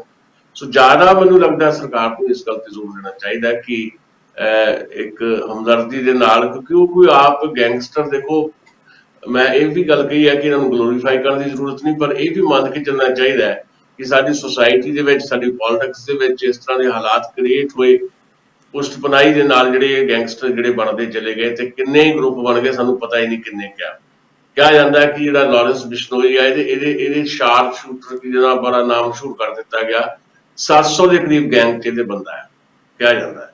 ਠੀਕ ਹੈ ਨਾ ਜੀ। ਇਹ ਕਿੱਦਾਂ ਪੈਦਾ ਹੋ ਗਏ, ਕਿਹਨੇ ਪੈਦਾ ਕਰਤੇ, ਸਮਾਜ ਦੇ ਵਿੱਚ ਰਾਜਨੀਤੀ 'ਚ ਜੋ ਕੁਝ ਹੋਇਆ ਵਾਪਰਿਆ ਦੇਖਿਆ ਆਪਾਂ, ਤੇ ਉਹ ਸਾਰੀਆਂ ਜ਼ਿੰਮੇਵਾਰੀਆਂ ਤੈਅ ਆ, ਪਤਾ ਆਪਾਂ ਨੂੰ ਕੌਣ ਕੀ ਹੈ। ਤੇ ਇਸ ਕਰਕੇ ਮੈਨੂੰ ਲੱਗਦਾ ਹੈ ਕਿ ਇਹ ਘਰੋਂ ਤਾਂ ਕੋਈ ਗੈਂਗਸਟਰ ਜੰਮਦਾ ਨਹੀਂ, ਨਾ ਹੀ ਕੋਈ ਮਾਂ ਗੈਂਗਸਟਰ ਜੰਮਦੀ ਹੈ। ਗੈਂਗਸਟਰ ਜਿੱਦਾਂ ਜਿੱਦਾਂ ਬੱਚਾ ਜਵਾਨ ਹੁੰਦਾ ਤੇ ਉਹ ਸਾਰਾ ਕੁਝ ਜਿਹੜਾ ਆ ਉਹਦੇ ਸਾਹਮਣੇ ਪਰੋਸਿਆ ਜਾਂਦਾ ਹੈ, ਤੇ ਉਹਦੇ 'ਚ ਨਵਾਂ ਖੂਨ ਜਿਹੜਾ ਹੈ ਕਈ ਵਾਰੀ ਭੜਕ ਜਾਂਦਾ ਹੈ। ਤੋ ਜਿਹੜੀ ਐਨਰਜੀ ਜਿਹੜੀ ਯੂਥ ਦੀ ਹੈਗੀ ਆ, ਉਹਨੂੰ ਪੋਜ਼ਿਟਿਵਲੀ ਜਿਹੜਾ ਚੈਨਲਾਈਜ਼ ਕਰਨ ਦੀ ਜਿਹੜੀ ਜ਼ਰੂਰਤ ਹੈ, ਇਸ ਪਾਸੇ ਵੱਲ ਦੇਖਣਾ ਪਏਗਾ ਸਾਡੇ ਸਮਾਜ ਨੂੰ ਵੀ, ਸਰਕਾਰਾਂ ਨੂੰ ਵੀ। ਤੇ ਜਿਹੜੇ ਹੈਗੇ ਆ ਉਹਨਾਂ ਨੂੰ ਕੰਟਰੋਲ ਕਰਨ ਦੀ ਜ਼ਿੰਮੇਵਾਰੀ ਲਾਜ਼ਮੀ ਹੈ ਕਿ ਉਹ ਪੁਲਿਸ ਪ੍ਰਸ਼ਾਸਨ ਤੇ ਸਰਕਾਰ ਦੀ ਹੈ, ਪਰ ਜ਼ਿਆਦਾ ਕੋਸ਼ਿਸ਼ ਉਹਨਾਂ ਨੂੰ ਵਾਪਸ ਘਰਾਂ 'ਚ ਲਿਆਉਣ ਦੀ ਹੈ, ਜਿਵੇਂ ਵੀ ਹੋ ਸਕੇ ਜੀ। ਤੁਹਾਡੇ ਸ਼ਬਦਾਂ 'ਚ ਵੀ ਥੋੜਾ ਜਿਹਾ ਗਲੋਰੀਫਾਈ ਤੇ ਹੋ ਗਏ ਹੋ ਕਿ ਉਹਨਾਂ ਦਾ ਖੂਨ ਇਦਾਂ ਦਾ ਹੁੰਦਾ, ਗਰਮ ਹੁੰਦਾ, ਤੇ ਉਹਨਾਂ ਨੂੰ ਸੰਭਾਲਣ ਦੀ ਲੋੜ ਹੈ। ਅਸਲ 'ਚ ਬਿਮਾਰ ਮਾਨਸਿਕਤਾ ਵੀ ਕਿਤੇ ਨਾ ਕਿਤੇ ਇਹਦਾ ਕਾਰਨ ਬਣਦੀ ਆ। ਸਾਰਾ ਜਿਹੜਾ ਗਰਮ ਖੂਨ ਆ ਉਹ ਇਸ ਪਾਸੇ ਨਹੀਂ ਪੈਂਦਾ। 90%, 95%, 98% ਬੱਚੇ ਠੀਕ ਰਾਹ ਤੇ ਚੱਲਦੇ ਆ, 1-2% ਕ੍ਰਿਮੀਨਲ ਰਾਹ ਅਖਤਿਆਰ ਕਰਦੇ ਆ, ਤੇ ਖੂਨ ਤੇ ਦੂਜਿਆਂ ਦਾ ਵੀ ਉੱਦਾਂ ਦਾ ਹੀ ਹੁੰਦਾ, ਗਰਮ ਵਾਲੇ ਮਾਰਦਾ। ਪਰ ਇਹ ਇਹਨਾਂ ਦੀ ਮਾਨਸਿਕਤਾ ਦੇ ਵਿੱਚ ਕੋਈ ਵਿਗਾੜ ਜਿਹੜੇ ਪੈਂਦੇ ਆ ਨਾ, ਉਹਨਾਂ ਨੂੰ ਦਰੁਸਤ ਕਰਨ ਦੀ ਲੋੜ ਹੈ। ਬਿਲਕੁਲ ਠੀਕ ਹੈ ਗੱਲ ਤੁਹਾਡੀ। ਮੈਂ ਨਾਲ ਇਹ ਵੀ ਗੱਲ ਕਹੀ ਹੈ ਕਿ ਜਿਹੜੀ ਪੁਸ਼ਤਪਨਾਹੀ ਹੈ ਨਾ, ਸਿਆਸਤਦਾਨਾਂ ਦੀ ਪੁਸ਼ਤਪਨਾਹੀ, ਉਹ ਇਹਦਾ ਇੱਕ ਸਭ ਤੋਂ ਵੱਡਾ ਕਾਰਨ ਹੈ। ਤੇ ਇਹਨਾਂ ਨੂੰ ਮੌਕੇ ਮਿਲ ਜਾਂਦੇ ਆ, ਜਿਹੜੇ ਲੋਕ ਨੇੜੇ ਚਲ ਜਾਂਦੇ ਆ, ਜਿਹੜੇ ਕੁਝ ਇਸ ਤਰ੍ਹਾਂ ਦੇ ਸਿਆਸਤਦਾਨ ਰਹੇ ਆ, ਤੇ ਫਿਰ ਉਹੀ ਗੱਲ ਹੈ ਵੀ ਜਦੋਂ ਤੁਹਾਨੂੰ ਕਿਤੇ ਨਾ ਕਿਤੇ ਉਤਸ਼ਾਹ ਮਿਲਦਾ, ਕੋਈ ਨਾ ਕੋਈ ਪਿੱਠ ਤੁਹਾਡੀ ਥਾਪੜ ਦਾ, ਤੇ ਫਿਰ ਤੁਹਾਨੂੰ ਐਂ ਲੱਗਦਾ ਕਿ ਦੁਨੀਆ ਤੁਹਾਡੇ ਪੈਰਾਂ 'ਚ ਹੈ ਜੀ। ਬਿਲਕੁਲ। ਅੱਛਾ ਦਸਾਂਝ ਸਾਹਿਬ, ਹੁਣ ਅਗਲੀ ਖਬਰ ਵੱਲ ਵਧੀਏ। ਉਹ ਇਹ ਆ ਕਿ ਪੰਜਾਬ ਦੇ ਵਿੱਚ ਇੱਕ ਬੜੀ ਮੰਦਭਾਗੀ ਡਿਬੇਟ ਚੱਲ ਰਹੀ ਹੈ। ਵੈਸੇ ਤਾਂ ਸਾਡੇ ਵਾਸਤੇ ਸ਼ਰਮ ਵਾਲੀ ਗੱਲ ਵੀ ਆ, ਤੇ ਸਮਝ ਨਹੀਂ ਲੱਗ ਰਹੀ ਕਿ ਸਾਡਾ ਸਮਾਜ ਹਰ ਚੀਜ਼ 'ਚ ਦੋ ਧਰਾਵਾਂ ਵਿੱਚ ਵੰਡਿਆ ਜਾਂਦਾ। ਬੜੀ ਇੱਕ ਤੋਂ ਬਾਅਦ ਇੱਕ। ਸ਼ਹੀਦ ਭਗਤ ਸਿੰਘ ਬਾਰੇ ਗੱਲ ਕਰਨ ਨੂੰ ਫਿਰ ਅੱਜ ਦਿਲ ਕਰ ਰਿਹਾ। ਸਿਮਰਜੀਤ ਦੇ ਮਾਨ ਤੋਂ ਬਾਅਦ ਇੱਕ ਬਿਆਨ ਸਾਹਮਣੇ ਆਇਆ ਉਹਨਾਂ ਦੇ ਬੇਟੇ ਦਾ ਕਿ ਉਹਨਾਂ ਦੀ ਤਸਵੀਰ ਹੀ ਅਜਾਇਬ ਘਰ 'ਚੋਂ ਲਾ ਦੇਣੀ ਚਾਹੀਦੀ, ਕਿਉਂਕਿ ਉਹ ਨਾਸਤਿਕ ਸੀਗੇ। ਇੱਕ ਪਾਸੇ ਜੂੜੇ ਵਾਲਾ ਭਗਤ ਸਿੰਘ ਦਿਖਾ ਕੇ ਅਸੀਂ ਕਲੇਮ ਕਰਦੇ ਹਾਂ ਕਿ ਸਾਡਾ ਸਿੱਖ ਸੀਗਾ ਉਹ, ਤੇ ਦੂਜੇ ਪਾਸੇ ਸਾਡੀ ਮਾਨਸਿਕਤਾ ਦਾ ਨਿਘਾਰ ਇੰਨਾ ਹੋ ਗਿਆ ਕਿ 1-2 ਪਰਿਵਾਰ ਐਸੇ ਟੋਡੀ ਪਰਿਵਾਰ ਨੇ ਜਿਨ੍ਹਾਂ ਨੂੰ ਸ਼ਰਮ ਹੀ ਕੋਈ ਨਹੀਂ ਹੈ, ਸ਼ਰਮ ਲਾ ਦਿੱਤੀ ਉਹਨਾਂ ਮਤਲਬ ਸਾਰੀ, ਤੇ ਉਹ ਅੱਜ ਵੀ ਅੰਗਰੇਜ਼ਾਂ ਦੇ ਝੋਲੀ ਚੁੱਕ, ਤੇ ਹੁਣ ਵੀ ਮੌਜੂਦਾ ਸਰਕਾਰਾਂ ਦੇ ਵੀ ਝੋਲੀ ਚੁੱਕ ਬਣ ਕੇ ਕੋਈ ਏਜੰਟੀ ਟਾਈਪ ਕੰਮ ਸ਼ਾਇਦ ਕਰ ਰਹੇ ਆ। ਤੇ ਉਹਨਾਂ ਵਾਸਤੇ ਸ਼ਬਦ ਜਿਹੜੇ ਆ ਉਹ ਮੈਨੂੰ ਇਸ ਵੇਲੇ ਬਹੁਤੇ ਓੜ ਨਹੀਂ ਰਹੇ। ਤੇ ਇੱਕ ਨਵਾਂ ਬੇਸ਼ੋਸ਼ਾ ਵੀ ਆ ਗਿਆ ਉਦੋਕੇ ਦਾ ਕਿ ਸ਼ਹੀਦ ਭਗਤ ਸਿੰਘ ਦੇ ਪਿਓ ਨੇ ਤੇ ਅੰਗਰੇਜ਼ਾਂ ਦੀ ਸਹੁੰ ਚੁੱਕੀ ਸੀ 1937 'ਚ। ਉਹ ਅਸੈਂਬਲੀ ਦਾ ਮੈਂਬਰ ਚੁਣਿਆ ਗਿਆ ਸੀਗਾ, ਤੇ ਬਹੁਤ ਸਾਰੇ ਲੋਕਾਂ ਨੇ ਉਹਦੇ ਵਿਰੋਧ 'ਚ ਪਾਈਆਂ ਵੀ ਨੇ ਕੁਝ ਇੱਕ ਚੀਜ਼ਾਂ, ਲਿਸਟਾਂ ਵੀ ਜਾਰੀ ਕੀਤੀਆਂ ਕਿ ਉਹ ਤੇ ਕਦੀ ਮੈਂਬਰ ਚੁਣੇ ਹੀ ਨਹੀਂ ਗਏ। ਤੇ ਉਹ 'ਤੇ ਬੜੀ ਡਿਬੇਟ ਚੱਲ ਰਹੀ ਹੈ। ਜਿਹੜਾ ਸੋਸ਼ਲ ਮੀਡੀਆ ਹੈ ਤੇ ਬੇਕਾਰ ਚੀਜ਼ਾਂ, ਪਰ ਧਿਆਨ ਤੇ ਮੰਗਦੀਆਂ ਨੇ ਨਾ ਕਿ ਸਾਡੇ ਏਡੇ ਵੱਡੇ ਮਹਾਨ ਯੋਧੇ ਦਾ, ਜਿਹਨੂੰ ਅਸੀਂ ਜਿਵੇਂ ਉਹਨਾਂ ਨੂੰ ਹਮੇਸ਼ਾ ਹੀ ਸ਼ਹੀਦ ਏ ਆਜ਼ਮ ਦਾ ਖਿਤਾਬ ਦੇ ਕੇ ਰੱਖਿਆ, ਤੇ ਸਾਡੇ ਨੌਜਵਾਨਾਂ ਦੇ ਦਿਲਾਂ ਦੀ ਧੜਕਣ ਰਹੇ ਨੇ, ਤੇ ਉਹਨਾਂ ਦੇ ਬਾਰੇ ਇੱਦਾਂ ਦੀਆਂ ਜਿਹੜੀਆਂ ਗਲਤ ਤਰ੍ਹਾਂ ਦੀਆਂ ਖਬਰਾਂ ਭ੍ਰਾਂਤੀਆਂ ਫੈਲਾਈਆਂ ਜਾ ਰਹੀਆਂ ਨੇ, ਇਹਦੇ 'ਤੇ ਕੋਈ ਕਾਨੂੰਨੀ ਨੁਕਤਾ ਨਹੀਂ ਹੈ ਕਿ ਇਹਨਾਂ ਚੀਜ਼ਾਂ ਨੂੰ ਠੱਲ ਪਾਈ ਜਾ ਸਕੇ? ਇਹ ਕੌਣ ਲੋਕ ਨੇ ਜਿਹੜੇ ਇੱਦਾਂ ਦੀ ਬਕਵਾਸ ਕਰੀ ਜਾ ਰਹੇ ਲਗਾਤਾਰ? ਇਹ ਉਹੀ ਲੋਕ ਨੇ ਜਿਹੜੇ ਸਮੇਂ-ਸਮੇਂ ਤੇ ਜਿਹੜੇ ਅਕਸਰ ਐਕਟਿਵ ਹੋ ਜਾਂਦੇ ਆ, ਤੇ ਫਿਰ ਜਦੋਂ ਲੋਕ ਬਹੁਤੀ ਪੁੱਛਗਿੱਛ ਨਹੀਂ ਰੱਖਦੇ ਇਹਨਾਂ ਦੀ, ਤੇ ਫਿਰ ਚੁੱਪ ਹੋ ਜਾਂਦੇ ਆ। ਫਿਰ ਕੋਈ ਨਾ ਕੋਈ ਮੌਕਾ ਭਾਲਦੇ ਆ ਵੀ ਇੱਕ ਵਾਰ ਫਿਰ ਮੇਨ ਸਟ੍ਰੀਮ 'ਚ ਆ ਕੇ ਜਿਹੜਾ ਕਿਤੇ ਨਾ ਕਿਤੇ ਚਰਚਾ 'ਚ ਆ ਜਾਈਏ। ਇਹ ਸੁਖਪ੍ਰੀਤ ਉਦੋਂ ਜਿਹੜਾ ਆ ਕਿਸਾਨ ਅੰਦੋਲਨ ਦੇ ਦੌਰਾਨ ਦੀਪ ਸਿੱਧੂ ਦੇ ਨਾਲ ਦੂਜੇ ਤੀਜੇ ਸਾਰੇ ਲੋਕ ਜਿਹੜੇ ਐਕਟਿਵ ਹੋ ਗਏ ਸੀ ਉਦੋਂ, ਪਰ ਕਿਸਾਨ ਅੰਦੋਲਨ ਨੇ ਇਹਨਾਂ ਨੂੰ ਪੂੰਝ ਕੇ ਰੱਖ ਦਿੱਤਾ ਸੀ। ਤੇ ਹੁਣ ਫਿਰ ਇਹਨਾਂ ਨੂੰ ਇੱਕ ਮੌਕਾ ਜਿਹਾ ਮਿਲ ਗਿਆ ਸ਼ਹੀਦ ਆਜ਼ਮ ਸਰ ਭਗਤ ਸਿੰਘ ਦਾ ਨਾਂ ਲੈ ਕੇ ਜੋ ਕੁਝ ਕਰ ਰਹੇ ਨੇ ਉਹਨੂੰ ਇਸ ਤਰੀਕੇ ਦੇ ਨਾਲ ਉਹਦੇ ਕਿਰਦਾਰ ਖੁਸ਼ੀ ਕਰਨ ਲੱਗੇ ਹੋਏ ਨੇ। ਇਹ ਆਪ ਨੇ ਸਿਮਰਜੀਤ ਸਿੰਘ ਮਾਨ, ਉਹਦਾ ਬੇਟਾ ਇਮਾਨ ਸਿੰਘ ਮਾਨ, ਜਾਂ ਇਹ ਸੁਖਪ੍ਰੀਤ ਉਦੇਕੇ, ਜਾਂ ਇਹਨਾਂ ਦਾ ਆਪਣਾ ਫੈਮਿਲੀ ਦਾ ਇਤਿਹਾਸ ਜਿਹੜਾ, ਅਸੀਂ ਫੈਮਿਲੀ ਨੂੰ ਵੈਸੇ ਦੋਸ਼ ਨਹੀਂ ਦਿੰਦੇ ਵੀ ਹਾਂ ਅਸੀਂ ਕਹੀਏ ਵੀ ਦਾਦੇ ਦੀਆਂ ਕੀਤੀਆਂ ਪੁੱਤਾਂ ਵੀ ਭੁਗਤੇ, ਪਰ ਜੇ ਉਹੀ ਚੱਲਦਾ ਆ ਰਿਹਾ, ਜੇ ਉਸੇ ਤਰ੍ਹਾਂ ਦਾ ਸਾਰਾ ਕੁਝ ਹੈ, ਉਦਾਂ ਹੀ ਚੱਲ ਰਿਹਾ ਸਾਰਾ ਕੁਝ, ਜੋ ਨਾਨੇ ਨੇ ਕੀਤਾ ਉਹ ਦੋਤਾ ਵੀ ਉਹੀ ਕੁਝ ਕਰ ਰਿਹਾ, ਤੇ ਕੱਲ੍ਹ ਦੋਤੇ ਦਾ ਬੱਚਾ ਵੀ ਉਹੀ ਕੁਝ ਕਰ ਰਿਹਾ, ਤੇ ਇਹਦਾ ਮਤਲਬ ਹੈ ਕਿ ਉਹ ਸਾਰੀ ਪਰੰਪਰਾ ਜਿਹੜੀ ਆਪਣੀ ਫੈਮਿਲੀ ਦੀ ਉਹ ਲੋਕ ਨਿਭਾ ਰਹੇ ਆ। ਤੇ ਸੋ ਇਹਦੇ ਤੇ ਮੈਂ ਤਾਂ ਬਹੁਤੀ ਚਰਚਾ ਵੀ ਨਹੀਂ ਕਰਕੇ ਰਾਜ਼ੀ, ਵੀ ਬਹੁਤ ਵਾਰੀ ਅਸੀਂ ਇਹਦੇ ਤੇ ਗੱਲ ਕਰਦੇ ਹੀ ਹੈ, ਸੋਸ਼ਲ ਮੀਡੀਆ ਦੇ ਉੱਤੇ ਇਹਨਾਂ ਨੂੰ ਬਸ ਜੀਵਨਦਾਨ ਮਿਲ ਜਾਂਦੇ ਆ ਏਦਾਂ ਦੀਆਂ ਗੱਲਾਂ ਕਰਕੇ। ਇਹ ਆਪਣਾ ਪਾਰ ਉਤਾਰਾ ਕਰਦੇ ਆ, ਤੇ ਏਜੰਟੀ ਕਰਦੇ, ਕਿੱਥੇ ਕਰਦੇ, ਕਿਹਦੀ ਕਰਦੇ ਆ, ਤੇ ਇਹ ਤਾਂ ਉਹਨਾਂ ਨੂੰ ਪਤਾ ਹੋਊਗਾ ਵੀ ਕਿਹਦੇ ਕਹੇ ਦੇ ਉੱਤੇ ਸਾਰਾ ਕੁਝ ਹੁੰਦਾ ਹੈ, ਤੇ ਕੀ ਉਹਨਾਂ ਦੇ ਮਨ 'ਚ ਰਹਿੰਦੀ ਹੈ। ਤੇ ਹਮੇਸ਼ਾ ਹਰ ਦੌਰ ਦੇ ਵਿੱਚ ਇਸ ਤਰ੍ਹਾਂ ਦੇ ਲੋਕ ਜਿਹੜੇ, ਜਿੱਦਾਂ ਤੁਸੀਂ ਲਫ਼ਜ਼ ਵਰਤਿਆ ਟੋਡੀ, ਇਸ ਤਰ੍ਹਾਂ ਦੇ ਲੋਕ ਰਹੇ ਆ ਹਮੇਸ਼ਾ ਹੀ, ਤੇ ਲੜਨ ਵਾਲੇ, ਭਿੜਨ ਵਾਲੇ, ਸੰਘਰਸ਼ ਕਰਨ ਵਾਲੇ ਯੋਧੇ ਜਿਹੜੇ ਆ, ਇਹਨਾਂ ਦੀ ਪਰਵਾਹ ਨਹੀਂ ਕਰਿਆ ਕਰਦੇ। ਬਹੁਤਾ ਮੈਨੂੰ ਲੱਗਦਾ ਵਕਤ ਜ਼ਾਇਆ ਕਰਨ ਦੀ ਵੀ ਜ਼ਰੂਰਤ ਨਹੀਂ, ਜਿੰਨਾ ਜ਼ਿਆਦਾ ਵਕਤ ਅਸੀਂ ਇਹਨਾਂ ਤੇ ਜ਼ਾਇਆ ਕਰਦੇ ਹਾਂ ਉਨਾ ਹੀ ਹੋਰ ਖੁਸ਼ ਹੁੰਦੇ ਆ ਵੀ ਲਓ ਜੀ ਸਾਡੀ ਗੱਲ ਹੋਣ ਲੱਗ ਪਈ ਹੈ। ਦਸਾਂਝ ਸਾਹਿਬ, ਭਾਵੇਂ ਭਾਰਤ ਦੀ ਆਜ਼ਾਦੀ ਦੀ ਮੂਵਮੈਂਟ ਦੀਆਂ ਗੱਲਾਂ ਤੋਂ ਸ਼ੁਰੂ ਕਰ ਲਈਏ, ਜਦੋਂ ਤੋਂ 1914-15 ਤੋਂ ਗਦਰ ਲਹਿਰ ਆਈ ਇੱਕ ਪਾਸੇ, ਤੇ ਉਹਨਾਂ ਨੇ ਵੀ ਹਥਿਆਰਬੰਦ ਸੰਘਰਸ਼ ਦਾ ਨਾਅਰਾ ਦਿੱਤਾ, ਦੂਜੇ ਪਾਸੇ ਮਹਾਤਮਾ ਗਾਂਧੀ ਅਮਨ ਵਾਲੀ ਇੱਕ ਲਹਿਰ ਚਲਾ ਰਹੇ ਸੀ, ਭਗਤ ਸਿੰਘ ਜੀ ਵੀ ਉਸ ਪੈਰਲਲ ਹੀ ਉਸ ਸਮਿਆਂ ਦੇ ਵਿੱਚ ਹੀ ਸੀਗੇ, ਜਿਹੜੇ ਕਿ ਦਹਿਸ਼ਤਗਰਦ ਤੇ ਨਹੀਂ ਸੀਗੇ, ਪਰ ਉਹਨਾਂ ਨੇ ਇੱਕ ਥੋੜ੍ਹਾ ਜਿਹਾ ਪੀਰੀਅਡ ਇੱਕ ਇਸ ਤਰ੍ਹਾਂ ਦਾ ਕੰਮ ਕੀਤੇ ਆਪਣੀ ਸੰਸਥਾ ਨੂੰ ਚਲਾਉਣ ਲਈ, ਪਰ ਨਾਲ ਦੀ ਨਾਲ ਜਿਹੜੀਆਂ ਵਿਚਾਰਾਂ ਦੇ ਉੱਤੇ ਉਹਨਾਂ ਨੇ ਪਹਿਰਾ ਦਿੱਤਾ, ਉਹ ਬੜੇ ਮਹੱਤਵਪੂਰਨ ਵਿਚਾਰ ਸੀਗੇ। ਤੇ ਇਸੇ ਤਰ੍ਹਾਂ ਹੀ ਜਦੋਂ ਅਕਾਲੀ ਲਹਿਰ ਚੱਲ ਰਹੀ ਸੀਗੀ, ਇੱਕ ਪਾਸੇ ਅਕਾਲੀ ਡਾਂਗਾ ਖਾ ਰਹੇ ਸੀ ਗੁਰਦੁਆਰਿਆਂ ਨੂੰ ਆਜ਼ਾਦ ਕਰਾਉਣ ਲਈ, ਤੇ ਦੂਜੇ ਪਾਸੇ ਬੱਬਰ ਅਕਾਲੀ ਲਹਿਰ ਉਹਨਾਂ ਟੂਟੀਆਂ ਦਾ ਸਫਾਇਆ ਕਰ ਰਹੀ ਸੀ। ਮਤਲਬ ਦੋ ਧਰਾਵਾਂ ਤਾਂ ਹਮੇਸ਼ਾ ਹੀ ਚੱਲਦੀਆਂ ਰਹੀਆਂ ਨੇ, ਤੇ ਇਹਦਾ ਮਤਲਬ ਇਹ ਤਾਂ ਨਹੀਂ ਵੀ ਇੱਕ ਧਿਰ ਗਦਾਰ ਹੁੰਦੀ ਹੈ ਤੇ ਦੂਜੀ ਧਿਰ ਦੂਜੀ ਹੁੰਦੀ ਆ। ਕਿਹਾ ਤੇ ਇਹ ਵੀ ਜਾਂਦਾ ਹੈ ਕਿ ਜਦੋਂ ਆਜ਼ਾਦੀ ਦੀ ਮੂਵਮੈਂਟ ਦੀ ਲੜਾਈ ਦੇ ਵਿੱਚ ਨੱਥੂ ਰਾਮ ਗੋਡਸੇ ਵਰਗੇ ਬੰਦੇ ਦੀ ਵੀ ਮਹਾਤਮਾ ਗਾਂਧੀ ਨੇ ਵੀ ਕਦੀ ਮਦਦ ਕੀਤੀ ਸੀ, ਕੁਝ ਹੋਰ ਲੋਕਾਂ ਨੇ ਵੀ ਮਦਦ ਕੀਤੀ। ਉਦੋਂ ਇਹ ਇਸ ਤਰ੍ਹਾਂ ਸੋਚਿਆ ਜਾਂਦਾ ਸੀਗਾ ਕਿ ਲੋਕ ਲੜਾਈ ਤੇ ਸਾਡੀ ਲੜ ਰਹੇ ਆ, ਲੜ ਵੱਖਰੇ ਢੰਗ ਨਾਲ ਰਹੇ ਆ। ਤੇ ਹੁਣ ਤੇ ਸਿੱਧੇ ਤੌਰ ਤੇ ਇਲਜ਼ਾਮ ਤਰਾਸ਼ੀ ਇਸ ਪੱਧਰ ਤੇ ਆ ਗਈ ਆ ਕਿ ਇਹੋ ਜਿਹੇ ਵਿਅਕਤੀ ਨੂੰ ਫਿਰ ਆਪਾਂ ਪਾਰਲੀਮੈਂਟ 'ਚ ਭੇਜ ਦਿੰਦੇ ਹਾਂ, ਫਿਰ ਸਮਝ ਨਹੀਂ ਆਉਂਦੀ ਕਿ ਅਸੀਂ ਉੱਥੇ ਹੀ ਖੜੇ ਹਾਂ, ਜਾਂ ਇਹ ਲੋਕ ਜ਼ਿਆਦਾ ਚਲਾਕ ਨੇ ਕਿ ਸਾਨੂੰ ਬੁੱਧੂ ਬਣਾ ਜਾਂਦੇ ਆ, ਜਾਂ ਸਾਡੀ ਮਾਨਸਿਕਤਾ 'ਚ ਕਿਤੇ ਕੋਈ ਵਿਗਾੜ ਨੇ ਜਿਨ੍ਹਾਂ ਨੂੰ ਇਹ ਵਰਤ ਲੈਂਦੇ ਆ। ਦੇਖੋ, ਹਰ ਵਕਤ ਦਾ ਆਪਣਾ ਆਪਣਾ ਤਕਾਜ਼ਾ ਹੁੰਦਾ ਹੈ। ਸਰਦਾਰ ਸਿਮਰਜੀਤ ਸਿੰਘ ਮਾਨ ਹੋਰਾਂ ਦਾ ਦੁਬਾਰਾ ਮੈਂਬਰ ਪਾਰਲੀਮੈਂਟ ਚੁਣਿਆ ਜਾਣਾ, ਤੇ ਉਹਦੇ 'ਚ ਕਿਹੜੇ ਕਿਹੜੇ ਕਾਰਕ ਰਹੇ, ਅਸੀਂ ਕਾਫੀ ਡੂੰਘੀ ਇਹਦੇ 'ਤੇ ਵਿਚਾਰ ਕੀਤੀ ਹੈ। ਲੋਕ ਤਾਂ ਘਰਾਂ 'ਚ ਬੈਠੇ ਸੀ, ਜਿਨ੍ਹਾਂ ਨੇ ਸੱਚਮੁੱਚ ਤਬਦੀਲ ਕਰਨਾ ਸੀ ਉਹ ਤਾਂ ਘਰੀ ਬਹਿ ਕੇ ਸ਼ਾਂਤ ਹੋ ਕੇ ਚੁੱਪ ਹੋ ਕੇ, ਥੋੜ੍ਹੀ ਦੇਰ ਪਹਿਲਾਂ ਗੱਲ ਕਹੀ ਹੈ, ਜਿਹੜੀ ਚੁੱਪੀ ਹੈ ਨਾ ਜੀ, ਉਹ ਕਈ ਵਾਰੀ ਸਹਿਮਤੀ ਵੀ ਹੁੰਦੀ ਹੈ। ਮਤਲਬ ਚੁੱਪ ਬੈਠ ਕੇ ਤੁਸੀਂ ਕਿਸੇ ਦੀ ਹਾਰ ਜਾਂ ਜਿੱਤ ਦੇ ਵਿੱਚ ਵੀ ਕੋਈ ਨਾ ਕੋਈ ਹਿੱਸਾ ਤੁਸੀਂ ਪਾ ਰਹੇ ਹੁੰਦੇ ਹੋ। ਜੇ ਉਹ ਨਿਰਾਸ਼ ਸੀ ਲੋਕ, 3 ਮਹੀਨੇ 3.5 ਮਹੀਨੇ ਬਾਅਦ ਇਹਦਾ ਪੇਸ਼ ਕੀਤਾ ਗਿਆ ਕਿ ਲੋਕ ਬੜੇ ਨਿਰਾਸ਼, ਖਾਸ ਤੌਰ ਤੇ ਬਜ਼ੁਰਗ ਤੇ ਔਰਤਾਂ, ਉਹ ਘਰਾਂ 'ਚੋਂ ਵੋਟ ਪਾਉਣੇ ਨਹੀਂ ਨਿਕਲੇ, ਤੇ ਸਰਦਾਰ ਸਿਮਰਜੀਤ ਸਿੰਘ ਮਾਨ ਦਾ ਦਾਅ ਲੱਗ ਗਿਆ। ਮੈਂ ਤੈਨੂੰ ਦਾਅ ਲੱਗਿਆ ਹੀ ਕਹਿ ਸਕਦਾ ਵੀ ਉਹ ਦਾਅ ਲੱਗ ਗਿਆ, ਤੇ ਉਹਦੇ ਪਿੱਛੇ ਕੁਝ ਕਾਰਕ ਵੀ ਵੈਸੇ ਕੰਮ ਕਰਦੇ ਸੀਗੇ। ਜਿਸ ਤਰੀਕੇ ਦੇ ਨਾਲ ਇਹਨਾਂ ਨੇ ਮੌਤ ਦੇ ਉੱਤੇ ਸਿਆਸਤ ਕੀਤੀ ਹੈ, ਦੀਪ ਸਿੱਧੂਵਾਲਾ ਤੋਂ ਲੈ ਕੇ ਸਿੱਧੂ ਮੂਸੇਵਾਲਾ ਤੱਕ ਦੀ ਮੌਤ ਦੀ ਸਿਆਸਤ, ਯਾਨੀ ਏਦਾਂ ਕਹਿਣਾ, ਤੁਸੀਂ ਦੇਖੋ ਮੈਨੂੰ ਨਹੀਂ ਸਮਝ ਆਉਂਦੀ ਵੀ ਜਿਹੜੇ ਲੋਕ ਇਹਨਾਂ ਦੇ ਪਿੱਛੇ ਆ ਉਹ ਕੀ ਸੋਚਦੇ ਹੋਣਗੇ। ਇਹ ਕਹਿਣਾ ਕਿ ਇਹ ਚੰਗਾ ਹੀ ਹੋਇਆ ਵੀ ਸਿੱਧੂ ਮੂਸੇਵਾਲਾ ਜਿਹੜਾ ਮਰਿਆ ਤੇ ਉਹਦੇ ਨਾਲ ਸਾਨੂੰ ਫਾਇਦਾ ਹੋ ਗਿਆ, ਏਦਾਂ ਦੇ ਲਫ਼ਜ਼ ਵੀ ਕਹੇ ਆ ਵੀ ਉਹ ਇਹਦੇ ਨਾਲ ਸਾਨੂੰ ਫਾਇਦਾ ਹੋ ਗਿਆ, ਦੀਪ ਸਿੱਧੂ ਦਾ ਨਾਮ ਵੀ ਲਿਆ।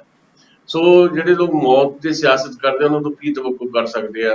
ਉਹ ਸ਼ਹੀਦ ਆਜ਼ਮ ਸਰ ਭਗਤ ਸਿੰਘ ਦੀ ਕਿਰਦਾਰਕੁਸ਼ੀ ਵੀ ਕਰਨਗੇ, ਉਹ ਸਾਰਾ ਕੁਝ ਕਰਨਗੇ। ਜਿਹੜੇ ਜੈਸਚਰ 2-3 ਜਿਹੜੇ ਦੇਖੇ ਆ, ਮੈਂ ਉਹਨਾਂ ਦਾ ਜ਼ਿਕਰ ਵੀ ਪਿਛਲੀ ਵਾਰੀ ਕੀਤਾ ਸੀ, ਤੇ ਉਹ ਦੇਖ ਕੇ ਲੱਗਦਾ ਕਿ ਅਸੀਂ ਕਿਹਨਾਂ ਲੋਕਾਂ ਦੇ ਮਗਰ ਲੱਗੇ ਹੋਏ ਆ, ਕੌਣ ਲੋਕ ਨੇ ਇਹ, ਕੀ ਕਰਨਗੇ ਇਹ ਇਸ ਉਮਰ 'ਚ ਆ ਕੇ ਵੀ ਜੇ ਇਸ ਤਰ੍ਹਾਂ ਦੀ ਜੈਸਚਰ ਉਹ ਦਿੰਦੇ ਨੇ। ਤੇ ਆਹ ਇੱਕ ਹੋਰ ਚੱਲਦੀ ਆ ਬਹੁਤ ਜ਼ਿਆਦਾ ਵੀਡੀਓ, ਆਪਣੇ ਆਪ ਨੂੰ ਅਸਲੀ ਮਾਨ ਦੱਸ ਰਹੇ ਨੇ ਸਰਦਾਰ ਸਿਮਰਜੀਤ ਸਿੰਘ ਮਾਨ, ਕਹਿ ਕੇ ਵੀ ਪਾਕਿਸਤਾਨ ਵਾਲਾ ਮਾਨ, ਮੈਂ ਪਾਕਿਸਤਾਨ ਵਾਲਾ ਮਾਨ ਆ।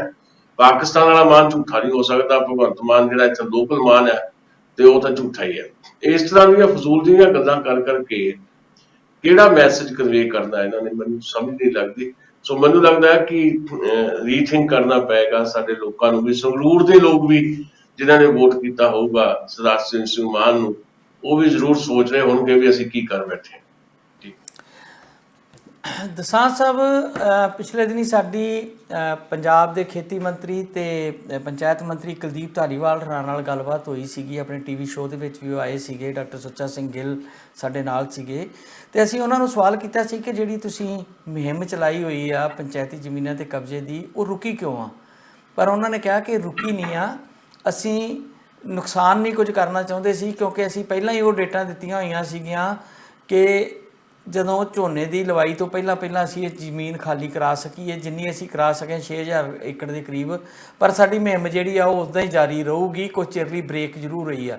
ਪਰ ਹੁਣ ਖਬਰਾਂ ਆ ਰਹੀਆਂ ਨੇ, ਪਰ ਸਰਕਾਰੀ ਪੱਧਰ ਤੇ ਕੋਈ ਬਹੁਤਾ ਨਹੀਂ ਪ੍ਰਚਾਰਿਆ ਗਿਆ ਕਿ 259 ਏਕੜ ਦੇ ਨੇੜੇ ਤੇੜੇ ਸੀਸਵਾ ਫਾਰਮ ਦੇ ਆਲੇ ਦੁਆਲਿਓ ਕੋਈ ਰਸੂਖਦਾਰਾਂ ਦੀ ਪੈਲੀ ਖਾਲੀ ਕਰਾਈ ਆ, ਜਿੱਥੇ ਕੋਈ ਫਸਲ ਨਹੀਂ। ਜਿਹੜੇ ਜੰਗਲ ਸੀ, ਹੋ ਸਕਦਾ ਉਹ ਜੰਗਲਾਤ ਦੀ ਪੈਲੀ ਹੋਵੇ, ਪੰਚਾਇਤ ਦੀ ਨਾ ਹੋਵੇ, ਉਹਨੂੰ ਬਹੁਤਾ ਪ੍ਰਚਾਰਿਆ ਨਹੀਂ ਗਿਆ ਤੇ ਇਹ ਵੀ ਨਹੀਂ ਦੱਸਿਆ ਗਿਆ ਕਿ ਕਿਹੜੇ ਲੋਕਾਂ ਦੀ, ਉਹ ਕੌਣ ਸੀਗੇ ਰਸੂਖਦਾਰ, ਕਿਹਨਾਂ ਦੀ ਜਗ੍ਹਾ ਸੀਗੀ। ਇਹਦੇ ਪਿੱਛੇ ਕਿਤੇ ਹਾਈ ਕੋਰਟ ਦੀ ਉਹ ਝਾੜਾਂ ਤੇ ਨਹੀਂ ਵੀ ਤੁਸੀਂ ਪ੍ਰਚਾਰ ਜ਼ਿਆਦਾ ਕਰਦੇ ਹੋ ਤੇ ਕੰਮ ਘੱਟ ਕਰਦੇ ਹੋ, ਹੁਣ ਚੁੱਪ ਤੇ ਕੰਮ ਕਰਨਾ ਸ਼ੁਰੂ ਕਰਤਾ ਹੋਵੇ? ਇਹ ਸਟ੍ਰੈਟਜੀ ਵੀ ਕਈ ਵਾਰੀ ਹੁੰਦੀ ਹੈ ਵੀ ਜਿੱਦਾਂ ਅਸੀਂ ਵੀ ਸ਼ੁਰੂ 'ਚ ਇਹ ਦੇਖ ਰਹੇ ਸੀ ਕਿ ਇੰਨਾ ਜ਼ਿਆਦਾ ਪ੍ਰਚਾਰ ਜਿਹੜਾ ਆ ਉਹ ਇਹਨਾਂ ਨੂੰ ਨੈਗੇਟਿਵਲੀ ਕੋਈ ਨਾ ਕੋਈ ਅਸਰ ਕਰ ਸਕਦਾ। ਜ਼ਿਆਦਾ ਪ੍ਰਚਾਰ ਕਈ ਵਾਰੀ ਤੁਹਾਡੇ ਖਿਲਾਫ ਚਲਾ ਜਾਂਦਾ ਹੁੰਦਾ। ਓਵਰ ਪਬਲਿਸਿਟੀ ਜਿਹੜੀ ਹੈ ਤੁਹਾਨੂੰ ਨੁਕਸਾਨ ਵੀ ਕਰਦੀ ਹੈ। ਹੋ ਸਕਦਾ ਹੈ ਕੁਝ ਸਟ੍ਰੈਟਜੀ ਵੀ ਬਦਲੀ ਹੋਵੇ ਸਰਕਾਰ ਨੇ ਵੀ ਬਹੁਤ ਜ਼ਿਆਦਾ ਪ੍ਰਚਾਰ ਨਾ ਕੀਤਾ ਜਾਏ, ਜਿੱਥੇ ਕੰਮ ਹੁੰਦਾ ਚੁੱਪ ਚੁਪੀਤੇ ਕੰਮ ਕੀਤਾ ਜਾਏ, ਕਿਉਂਕਿ ਪ੍ਰਚਾਰ ਦੇ ਨਾਲ ਸਾਰੇ ਪਾਸੇ ਜਦੋਂ ਗੱਲ ਵੀ ਫੈਲਦੀ ਹੈ ਤੇ ਫਿਰ ਕੋਈ ਕਈ ਚੀਜ਼ਾਂ ਨਿਕਲ ਆਇਆ ਕਰਦੀਆਂ। ਲੋਕ ਜਿਹੜੇ ਆ ਫਿਰ ਉਹਦੇ ਤੋਂ ਆਪਣੇ ਢੰਗ ਦੇ ਨਾਲ ਰਿਐਕਟ ਵੀ ਕਰਨਾ ਸ਼ੁਰੂ ਕਰ ਦਿੰਦੇ ਆ। ਸੋ ਇਹ ਪੋਸੀਬਿਲਿਟੀ ਹੈ ਕਿ ਕੁਝ ਕੰਮ ਜਿਹੜੇ ਹੁਣ ਕੀਤੇ ਜਾਣਗੇ ਜਾਂ ਕੀਤੇ ਜਾ ਰਹੇ ਆ ਵੀ ਉਹ ਸ਼ਾਇਦ ਸਰਕਾਰ ਇਸ ਢੰਗ ਨਾਲ ਕਰ ਰਹੀ ਹੈ ਜਾਂ ਕਰੇਗੀ ਵੀ ਉਹਨੂੰ ਕੋਈ ਓਵਰ ਪਬਲਿਸਾਈਜ਼ ਨਾ ਕੀਤਾ ਜਾਏ, ਜਿਹਦੇ ਨਾਲ ਸਰਕਾਰ ਦੇ ਕੰਮਾਂ ਦੇ ਵਿੱਚ ਕੋਈ ਨਾ ਕੋਈ ਵਿੜਕਾ ਜਾਂ ਹਰਡਲ ਜਾਂ ਰੁਕਾਵਟ ਖੜੀ ਹੋਵੇ। ਜੀ ਚਲੋ, ਅੱਛੀ ਗੱਲ ਹੈ ਜੇ ਸਰਕਾਰ ਇਸ ਤਰ੍ਹਾਂ ਸੋਚਦੀ ਹੈ ਤਾਂ। ਸੋ ਇੱਕ ਖਬਰ ਮੈਂ ਤੁਹਾਡੇ ਨਾਲ ਹੋਰ ਸਾਂਝੀ ਕਰਨਾ, 5 ਮਿੰਟ ਆਪਣੇ ਕੋਲ ਹੈਗੇ ਆ। ਉਹ ਹੈ ਕਿ ਅੱਜ ਇੱਕ ਮੈਂ ਵੀਡੀਓ ਵੇਖ ਰਿਹਾ ਸੀਗਾ, ਡੱਲੇਵਾਲ ਸਾਹਿਬ ਦੀ ਕੋਈ ਪ੍ਰੈਸ ਕਾਨਫਰੰਸ ਹੋਈ ਆ। ਉਹਦੇ ਵਿੱਚ SKM ਦੇ ਵਿੱਚ ਪਿਛਲੇ ਸਮੇਂ ਚੱਲੇ ਅੰਦੋਲਨ ਦੇ ਬਾਰੇ ਕੁਝ ਉਹਨਾਂ ਗੱਲਾਂ ਕੀਤੀਆਂ ਤੇ ਉਹਨਾਂ ਨੇ ਸ਼ਰੇਆਮ ਇਲਜ਼ਾਮ ਲਾਏ ਕਿ ਜਦੋਂ ਅਸੀਂ ਅੰਦੋਲਨ ਵਿੱਚ ਸੀਗੇ ਤੇ ਸਾਡੇ 'ਚੋਂ ਹੀ ਕੁਝ ਸਾਡੇ ਭਰਾ, ਜਿਨ੍ਹਾਂ 'ਚ ਰਾਜੇਵਾਲ ਦਾ ਵੀ ਨਾਂ, ਦਰਸ਼ਨ ਸਿੰਘ, ਡਾਕਟਰ ਦਰਸ਼ਨਪਾਲ ਹੋਰਾਂ ਦਾ ਨਾਂ ਹੈ, 2 ਨਾਂ ਉਹਨਾਂ ਹੋਰ ਵੀ ਲਏ, ਤੇ ਉਹਨਾਂ ਨੇ ਖਾਸ ਤੌਰ 'ਤੇ ਕਿਹਾ ਕਿ ਸਾਰੀ ਪੁਆੜੇ ਦੀ ਜੜ ਡਾਕਟਰ ਦਰਸ਼ਨਪਾਲ ਤੇ ਜੋਗਿੰਦਰ ਯਾਦਵ ਇਹ ਪਿੱਛੇ ਸਾਡੀ ਪਿੱਠ 'ਚ ਛੁਰਾ ਮਾਰਦੇ ਰਹੇ ਤੇ ਸਰਕਾਰ ਨਾਲ ਅੰਦਰ ਖਾਤੇ ਗੱਲ ਕਰਦੇ ਰਹੇ। ਇੱਥੋਂ ਤੱਕ ਇਹਨਾਂ ਦਾ ਚਿੱਠੀ ਪੱਤਰ ਵੀ ਹੋਇਆ ਤੇ ਸ਼ਾਇਦ ਉਹੀ ਕਾਰਨ ਬਣਿਆ ਕਿ ਮੁੜ ਕੇ ਕੁਝ ਲੋਕ ਇਲੈਕਸ਼ਨ 'ਚ ਗਏ ਤੇ ਉਹਨਾਂ ਨੇ SKM ਦਾ ਸਾਥ ਛੱਡਤਾ। ਜਦੋਂ ਉਹਨਾਂ ਨੂੰ ਸਵਾਲ ਪੁੱਛਿਆ ਗਿਆ ਕਿ ਕੀ ਭਵਿੱਖ ਵਿੱਚ ਜਿਹੜੇ ਪ੍ਰੋਗਰਾਮ ਆ ਰਹੇ ਇਹਨਾਂ ਲੋਕਾਂ ਨੂੰ ਲਓਗੇ, ਉਹ ਕਹਿੰਦੇ ਬਿਲਕੁਲ ਨਹੀਂ, ਅਸੀਂ ਉਹਨਾਂ ਗਦਾਰਾਂ ਨੂੰ ਆਪਣੇ 'ਚ ਸ਼ਾਮਲ ਨਹੀਂ ਕਰਨਾ ਚਾਹੁੰਦੇ। ਮਤਲਬ ਇੱਥੋਂ ਤੱਕ ਦੀ ਹੁਣ ਉਹ ਆਪਸ ਦੇ ਵਿੱਚ ਉਹਨਾਂ 'ਚ ਵੰਡੀ ਪੈ ਗਈ ਆ ਕਿ SKM ਦਾ ਪਹਿਲਾਂ ਦੀ ਤਰ੍ਹਾਂ ਇਕੱਠਿਆਂ ਹੋਣਾ, ਪੰਜਾਬ ਦੀਆਂ 6-7 ਜਥੇਬੰਦੀਆਂ ਮੈਨੂੰ ਲੱਗਦਾ ਕਿ ਪਾਸੇ ਛੱਡ ਦਿੱਤੀਆਂ ਜਾਣਗੀਆਂ ਤੇ ਇਹਦਾ ਬੁਰਾ ਪ੍ਰਭਾਵ ਅਗਲੇ ਅੰਦੋਲਨ 'ਤੇ ਕੀ ਪਊਗਾ। 3 ਮੈਂਬਰ ਜਿਹੜੇ ਇਹਨਾਂ ਦੇਣੇ ਆ ਉਹ ਇਹਨਾਂ ਮਨਾ ਕਰ ਦਿੱਤਾ। ਜਿਹੜੀ ਕਮੇਟੀ ਬਣਾਈ ਆ ਸਰਕਾਰ ਨੇ ਮਿਨੀਮਮ ਜਿਹੜੀ ਸਪੋਰਟ ਪ੍ਰਾਈਜ਼ ਵਾਲੀ, ਉਹਨੂੰ ਵੀ ਰੱਦ ਕਰ ਦਿੱਤਾ ਤੇ ਸਾਫ਼ ਨਜ਼ਰ ਆ ਰਿਹਾ ਕਿ ਆਉਣ ਵਾਲੇ ਸਮੇਂ 'ਚ ਸੰਘਰਸ਼ ਦੁਬਾਰਾ ਸ਼ੁਰੂ ਹੋਏਗਾ। ਉਹ ਕਿਸ ਪੱਧਰ ਤੱਕ ਹੋਏਗਾ? ਜੇ ਸਾਡੇ ਕਿਸਾਨ ਲੀਡਰਾਂ 'ਚ ਫੁੱਟ ਪਈ ਰਹੀ, ਜਿਹੜੀ ਚੀਜ਼ ਆਪਾਂ ਕਹਿ ਰਹੇ ਸੀਗੇ ਕਿ ਕਿਸਾਨ ਅੰਦੋਲਨ ਨਹੀਂ ਲੋਕ ਅੰਦੋਲਨ ਬਣਾਤਾ ਸੀਗਾ ਕਿਸੇ ਹਾਲਾਤਾਂ ਨੇ, ਕਿਸਾਨਾਂ ਨੇ ਬੜੇ ਸੰਜਮ ਤੋਂ ਕੰਮ ਲਿਆ ਤੇ ਹੁਣ ਜਦੋਂ ਇੱਕ ਦੂਜੇ ਤੇ ਸਿੱਧੇ ਗਦਾਰੀਆਂ ਦੇ ਠੱਪੇ, ਮੈਨੂੰ ਲੱਗਦਾ ਕਿ ਜੇ ਕੁਝ ਹੋਇਆ ਬੀਤਿਆ ਵੀ ਆ ਤੇ ਉਹਨੂੰ ਇੱਦਾਂ ਉਧੇੜਨਾ ਨਹੀਂ ਚਾਹੀਦਾ, ਅੰਦਰ ਬਹਿ ਕੇ ਗੱਲ ਕਰਨੀ ਚਾਹੀਦੀ ਆ। ਤੇ ਉਹ ਡੱਲੇਵਾਲ ਰੀ ਬੜੇ ਸੁਲਝੇ ਸਿਆਣੇ ਲੀਡਰ ਆ, ਉਹਨਾਂ ਦੀ ਮੈਂ ਪ੍ਰੈਸ ਕਾਨਫਰੰਸ 'ਚ ਸਿੱਧੇ ਤੌਰ 'ਤੇ ਇਲਜ਼ਾਮ ਲਾਏ ਜਾ ਰਹੇ ਸੀਗੇ। ਤੁਸੀਂ ਇਸ ਜਿਹੜੀ ਪਾਟੋ ਧਾੜਿਆਂ ਨੂੰ ਕਿੱਦਾਂ ਵੇਖਦੇ ਹੋ ਤੇ ਕਿਸਾਨੀ ਦਾ ਜਿਹੜੀ ਮੂਵਮੈਂਟ ਹੈ ਉਹਦੇ ਭਵਿੱਖ ਨੂੰ ਫਿਰ ਕਿੱਦਾਂ ਵੇਖਦੇ ਹੋ? ਦੇਖੋ, ਅੰਦੋਲਨ ਦੇ ਵਿੱਚ ਪਿਛਲਾ ਸਮਾਂ ਜਿਹੜਾ ਅਸੀਂ ਦੇਖਿਆ ਉਹਦੇ 'ਚ ਬੜਾ ਕੁਝ ਇੱਦਾਂ ਦਾ ਉਤਰਾਅ ਚੜਾਅ ਵੀ ਆਉਂਦੇ ਰਹੇ, ਬਾਅਦ ਵਿੱਚ ਸੰਭਾਲਦਾ ਰਿਹਾ ਸਾਰਾ ਕੁਝ। ਹੁਣ ਵੀ ਜਿਸ ਕਿਸਮ ਦੀ ਸਿਚੁਏਸ਼ਨ ਜਿਹੜੀ ਕ੍ਰੀਏਟ ਹੋਈ, ਖਾਸ ਤੌਰ 'ਤੇ ਚੋਣਾਂ ਵਿੱਚ ਹਿੱਸਾ ਲੈਣ ਦੇ ਮਾਮਲੇ ਦੇ ਉੱਤੇ 20-22 ਜਥੇਬੰਦੀਆਂ ਨੇ ਜਿਹੜਾ ਸੰਯੁਕਤ ਸਮਾਜ ਮੋਰਚਾ ਬਣਾਇਆ, ਤੇ ਜੋ ਹੋਇਆ ਆਪਣੇ ਸਾਹਮਣੇ ਆ। ਪਰ ਉਸ ਤੋਂ ਬਾਅਦ ਐਸਕੇਐਮ ਜਿਹੜਾ ਆ ਉਹਦੇ ਕਈ ਯਤਨ ਹੋਏ ਆ ਸੰਯੁਕਤ ਕਿਸਾਨ ਮੋਰਚੇ ਨੂੰ ਮੁੜ ਕੇ ਫੇਰ ਇਕੱਠਾ ਕਰਨ ਦੇ, ਤੇ ਉਹਨਾਂ ਯਤਨਾਂ ਦੇ ਵਿੱਚ ਕਾਫੀ ਕਾਮਯਾਬੀ ਵੀ ਹਾਸਲ ਹੋਈ ਹੈ। ਪੰਜਾਬ ਦੀਆਂ ਰਾਜੇਵਾਲ ਸਮੇਤ 3-4 ਜਥੇਬੰਦੀਆਂ ਨੂੰ ਛੱਡ ਕੇ ਬਾਕੀ ਜਿਹੜੀਆਂ ਜਥੇਬੰਦੀਆਂ ਚੋਣਾਂ 'ਚ ਵੀ ਗਈਆਂ ਸੀਗੀਆਂ, ਉਹ ਜਥੇਬੰਦੀਆਂ ਵਾਪਸ ਐਸਕੇਐਮ ਦਾ ਹਿੱਸਾ ਬਣਦੀਆਂ ਦਿਖਾਈ ਦੇ ਰਹੀਆਂ, ਬਣ ਵੀ ਰਹੀਆਂ ਲਗਭਗ। ਪਰ ਵਿੱਚ ਜਿੱਦਾਂ ਹੁਣ ਜਗਜੀਤ ਸਿੰਘ ਡੱਲੇਵਾਲ ਦਾ ਤੁਸੀਂ ਜ਼ਿਕਰ ਕੀਤਾ, ਕੁਝ ਏਦਾਂ ਦੀਆਂ ਜਿਹੜੀਆਂ ਸੁਰਾਂ ਉੱਠਦੀਆਂ, ਉਹਦੇ ਤੋਂ ਲੱਗਦਾ ਹੈ ਕਿ ਕਿਤੇ ਨਾ ਕਿਤੇ ਐਸਕੇਐਮ ਜਿਹੜਾ ਜਿਸ ਰੂਪ ਦੇ ਵਿੱਚ ਪਹਿਲਾਂ ਸੀ, ਉਸ ਰੂਪ ਦੇ ਵਿੱਚ ਹੁਣ ਸਾਡੇ ਸਾਹਮਣੇ ਨਹੀਂ ਆ ਸਕਣਾ। ਹਾਂ, ਮੁੜ ਕੇ ਐਜੀਟੇਸ਼ਨ ਜਿਹੜੀ ਹੈ ਉਹ ਨਵੇਂ ਰੂਪ ਦੇ ਵਿੱਚ ਜੇ ਡਿਜ਼ਾਈਨ ਹੁੰਦੀ ਹੈ, ਕਿਉਂਕਿ ਭਾਵੇਂ ਇੱਕ ਦੂਜੇ ਦੇ ਵਿਰੋਧ ਦੇ ਵਿੱਚ ਵੀ ਗੱਲ ਕੀਤੀ ਹੋਵੇ ਕਿਸੇ ਨੇ, ਜਿੱਦਾਂ ਤੁਸੀਂ ਜਗਜੀਤ ਸਿੰਘ ਡੱਲੇਵਾਲ ਦੀ ਗੱਲ ਕੀਤੀ ਹੈ, ਪਰ ਇੱਕ ਸੁਰ ਦੇ ਵਿੱਚ ਨਾ ਸਾਰਿਆਂ ਨੇ ਐਮਐਸਪੀ ਤੇ ਬਣਾਈ ਹੋਈ ਕਮੇਟੀ ਨੂੰ ਤਾਂ ਰੱਦ ਕੀਤਾ, ਨਾਲ ਇਹ ਵੀ ਕਿਹਾ ਕਿ ਅਸੀਂ ਕੋਈ ਮੈਂਬਰ ਜਿਹੜਾ ਨਹੀਂ ਦੇਣਾ, ਤੇ ਕਿਉਂਕਿ ਇਹ ਕਮੇਟੀ ਜਿਹੜੀ ਹੈ ਜਿਵੇਂ ਸਮਝੌਤਾ ਹੋਇਆ ਸੀ ਉਹਦੇ ਮੁਤਾਬਕ ਨਹੀਂ ਬਣਾਏਗੀ। ਸੋ ਮੈਨੂੰ ਲੱਗਦਾ ਕਿ ਇਨ ਫਿਊਚਰ ਜਿਹੜੇ ਕੁਝ ਨਵੇਂ ਸਟਰਗਲਸ ਜਿਹੜੇ ਸ਼ੁਰੂ ਹੋਣੇ ਆ ਇਹਨਾਂ ਮੁੱਦਿਆਂ ਦੇ ਉੱਤੇ, ਕਿਸਾਨੀ ਮੁੱਦਿਆਂ ਦੇ ਉੱਤੇ, ਤੇ ਮੈਂ ਤਾਂ ਇੱਥੋਂ ਤੱਕ ਕਿਹਾ ਸੀ ਵੀ ਕੇਵਲ ਕਿਸਾਨਾਂ ਦਾ ਅੰਦੋਲਨ ਜਿਹੜਾ ਆ ਉਹ ਨਹੀਂ ਹੁਣ ਰਹਿਣਾ ਚਾਹੀਦਾ। ਵੱਖ-ਵੱਖ ਵਰਗਾਂ ਦੇ ਵਿੱਚ, ਵੱਖ-ਵੱਖ ਥਾਵਾਂ ਦੇ ਉੱਤੇ, ਵੱਖ-ਵੱਖ ਇਲਾਕਿਆਂ ਦੇ ਵਿੱਚ ਕੁਝ ਪੌਕਟ ਹੈਗੀਆਂ ਜਿੱਥੇ ਐਕਟੀਵਿਸਟ ਚੱਲਦੀਆਂ ਜਾਂ ਲੋਕ ਜਿਹੜੇ ਲੜ ਰਹੇ ਆ, ਉਹਨਾਂ ਦਾ ਇੱਕ ਸਾਂਝਾ ਮੰਚ ਜਿਹੜਾ ਹੁਣ ਵੱਡੀ ਵਿਸ਼ਾਲ ਕੈਨਵਸ ਦੇ ਉੱਤੇ ਦੇਸ਼ ਪੱਧਰ ਤੇ ਉਸਾਰਨ ਦੀ ਜ਼ਰੂਰਤ ਹੈ। ਇਹਦੇ ਲਈ ਅੱਗੇ ਲੱਗਣਾ ਚਾਹੀਦਾ ਹੈ ਕੁਝ ਲੋਕਾਂ ਨੂੰ। ਜੇ 471 ਦੇ ਕਰੀਬ ਕਿਸਾਨ ਜਥੇਬੰਦੀਆਂ ਜਿਹੜੀਆਂ ਆ ਉਹ ਇੱਕ ਸਾਂਝੇ ਪਲੇਟਫਾਰਮ ਤੇ ਆ ਸਕਦੀਆਂ, ਤਾਂ ਵਡੇਰੇ ਹਿੱਤਾਂ ਨੂੰ ਧਿਆਨ 'ਚ ਰੱਖਦੇ ਆ ਵੱਖ-ਵੱਖ ਵਰਗਾਂ ਦੇ, ਤਾਂ ਹੌਲੀ-ਹੌਲੀ ਇਸ ਪਾਸੇ ਵੱਲ ਵਧਣ ਦੀ ਜ਼ਰੂਰਤ ਹੈ। ਪਰ ਸਭ ਤੋਂ ਪਹਿਲਾਂ ਜ਼ਰੂਰੀ ਇਹ ਹੁੰਦਾ ਹੈ ਕਿ ਜਿਹੜੇ ਲੜ ਰਹੇ ਲੋਕ ਨੇ ਵੱਖ-ਵੱਖ ਵਰਗਾਂ ਦੇ, ਪਹਿਲਾਂ ਉਹ ਆਪਣੀਆਂ ਐਕਟੀਵਿਟੀਜ਼ ਜਿਹੜੀਆਂ ਉਹ ਤੇਜ਼ ਕਰਨਗੇ ਤੇ ਫਿਰ ਤਾਲਮੇਲ ਹੋਇਆ ਕਰਦੇ ਆ। ਐਸਕੇਐਮ ਵੀ ਏਦਾਂ ਹੀ ਆਪਣੀ ਐਕਟੀਵਿਟੀਜ਼ ਦੇ ਨਾਲ ਜਿਹੜਾ ਹੌਲੀ-ਹੌਲੀ ਅੱਗੇ ਵਧੇਗਾ, ਤੇ ਜਿਹੜੇ ਰਹਿ ਜਾਣਗੇ ਪਿੱਛੇ ਰਹਿੰਦੇ ਜਾਣਗੇ। ਪਰ ਇਹ ਇੱਕ ਦੋ ਬੰਦੇ ਜੇ ਇੱਧਰ ਉੱਧਰ ਹੋ ਵੀ ਜਾਣ, ਇੱਕ ਅੱਧੀ ਜਥੇਬੰਦੀ ਨਾ ਵੀ ਆਵੇ ਜਾਂ ਉਹਨੂੰ ਨਾ ਵੀ ਲਿਆ ਜਾਵੇ, ਉਹਦੇ ਨਾਲ ਕੋਈ ਬਹੁਤਾ ਫਰਕ ਨਹੀਂ ਪੈਣ ਵਾਲਾ। ਪਰ ਜਿਹੜੇ ਨਾ ਚਮਕਦੇ ਆ ਕੁਝ ਲੀਡਰ ਜਿਹੜੇ ਸਾਨੂੰ ਦਿਖਾਈ ਦਿੰਦੇ ਆ, ਉਹਨਾਂ ਦਾ ਆਪੋ ਵਿੱਚ ਹੀ ਇਸ ਤਰ੍ਹਾਂ ਜਨਤਕ ਤੌਰ ਤੇ ਉਲਝਣਾ ਜਿਹੜਾ ਆ ਉਹ ਨੁਕਸਾਨਦੇਹ ਤਾਂ ਲਾਜ਼ਮੀ ਤੌਰ ਤੇ ਹੈ।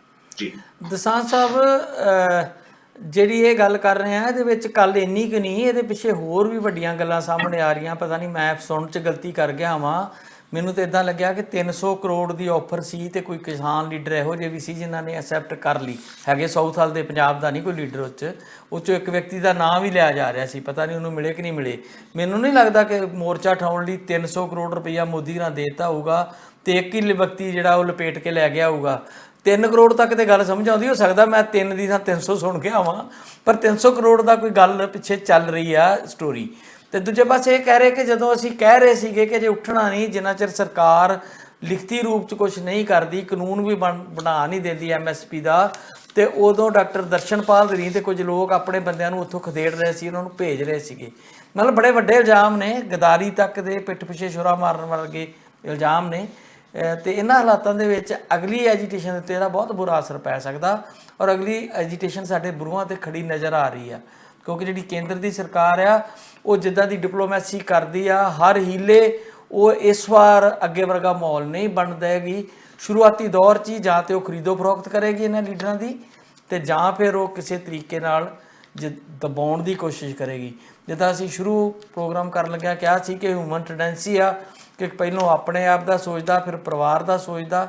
ਜੇ ਇਹਨਾਂ ਲੀਡਰਾਂ 'ਚੋਂ ਕੁਝ ਕੁ ਬੰਦਿਆਂ ਨੂੰ ਕਰੋੜਾਂ ਦੇ ਹਿਸਾਬ ਨਾਲ ਦੇ ਕੇ ਪਾਸੇ ਕਰ ਦਿੱਤਾ ਜਾਏਗਾ ਤੇ ਫਿਰ ਮੂਵਮੈਂਟ ਦਾ ਕੋਈ ਭਵਿੱਖ ਨਜ਼ਰ ਨਹੀਂ ਆਉਂਦਾ। ਸੋ ਇਹ ਚਿੰਤਾਵਾਂ ਜ਼ਰੂਰ ਨੇ ਸਾਡੇ ਉੱਤੇ। ਨਹੀਂ, ਏਦਾਂ ਦੀ ਗੱਲ ਨਹੀਂ। ਦੇਖੋ ਕੁਝ ਲੋਕ ਇਹ ਥੋੜ੍ਹਾ ਅਸੀਂ ਕਿਸੇ ਦੀ ਗਰੰਟੀ ਨਹੀਂ ਲੈਂਦੇ, ਪਰ ਕੁਝ ਲੋਕ ਜਿਹੜਾ ਇਹ ਕੋਈ ਇਤਿਹਾਸ ਦੇ ਵਿੱਚ ਆ, ਕੁਝ ਲੋਕ ਹਮੇਸ਼ਾ ਜਿਹੜੇ ਆ ਉਹ ਏਦਾਂ ਚੱਲਦੇ ਰਹੇ ਆ, ਆਉਂਦੇ ਰਹੇ ਆ, ਜਾਂਦੇ ਰਹੇ ਆ।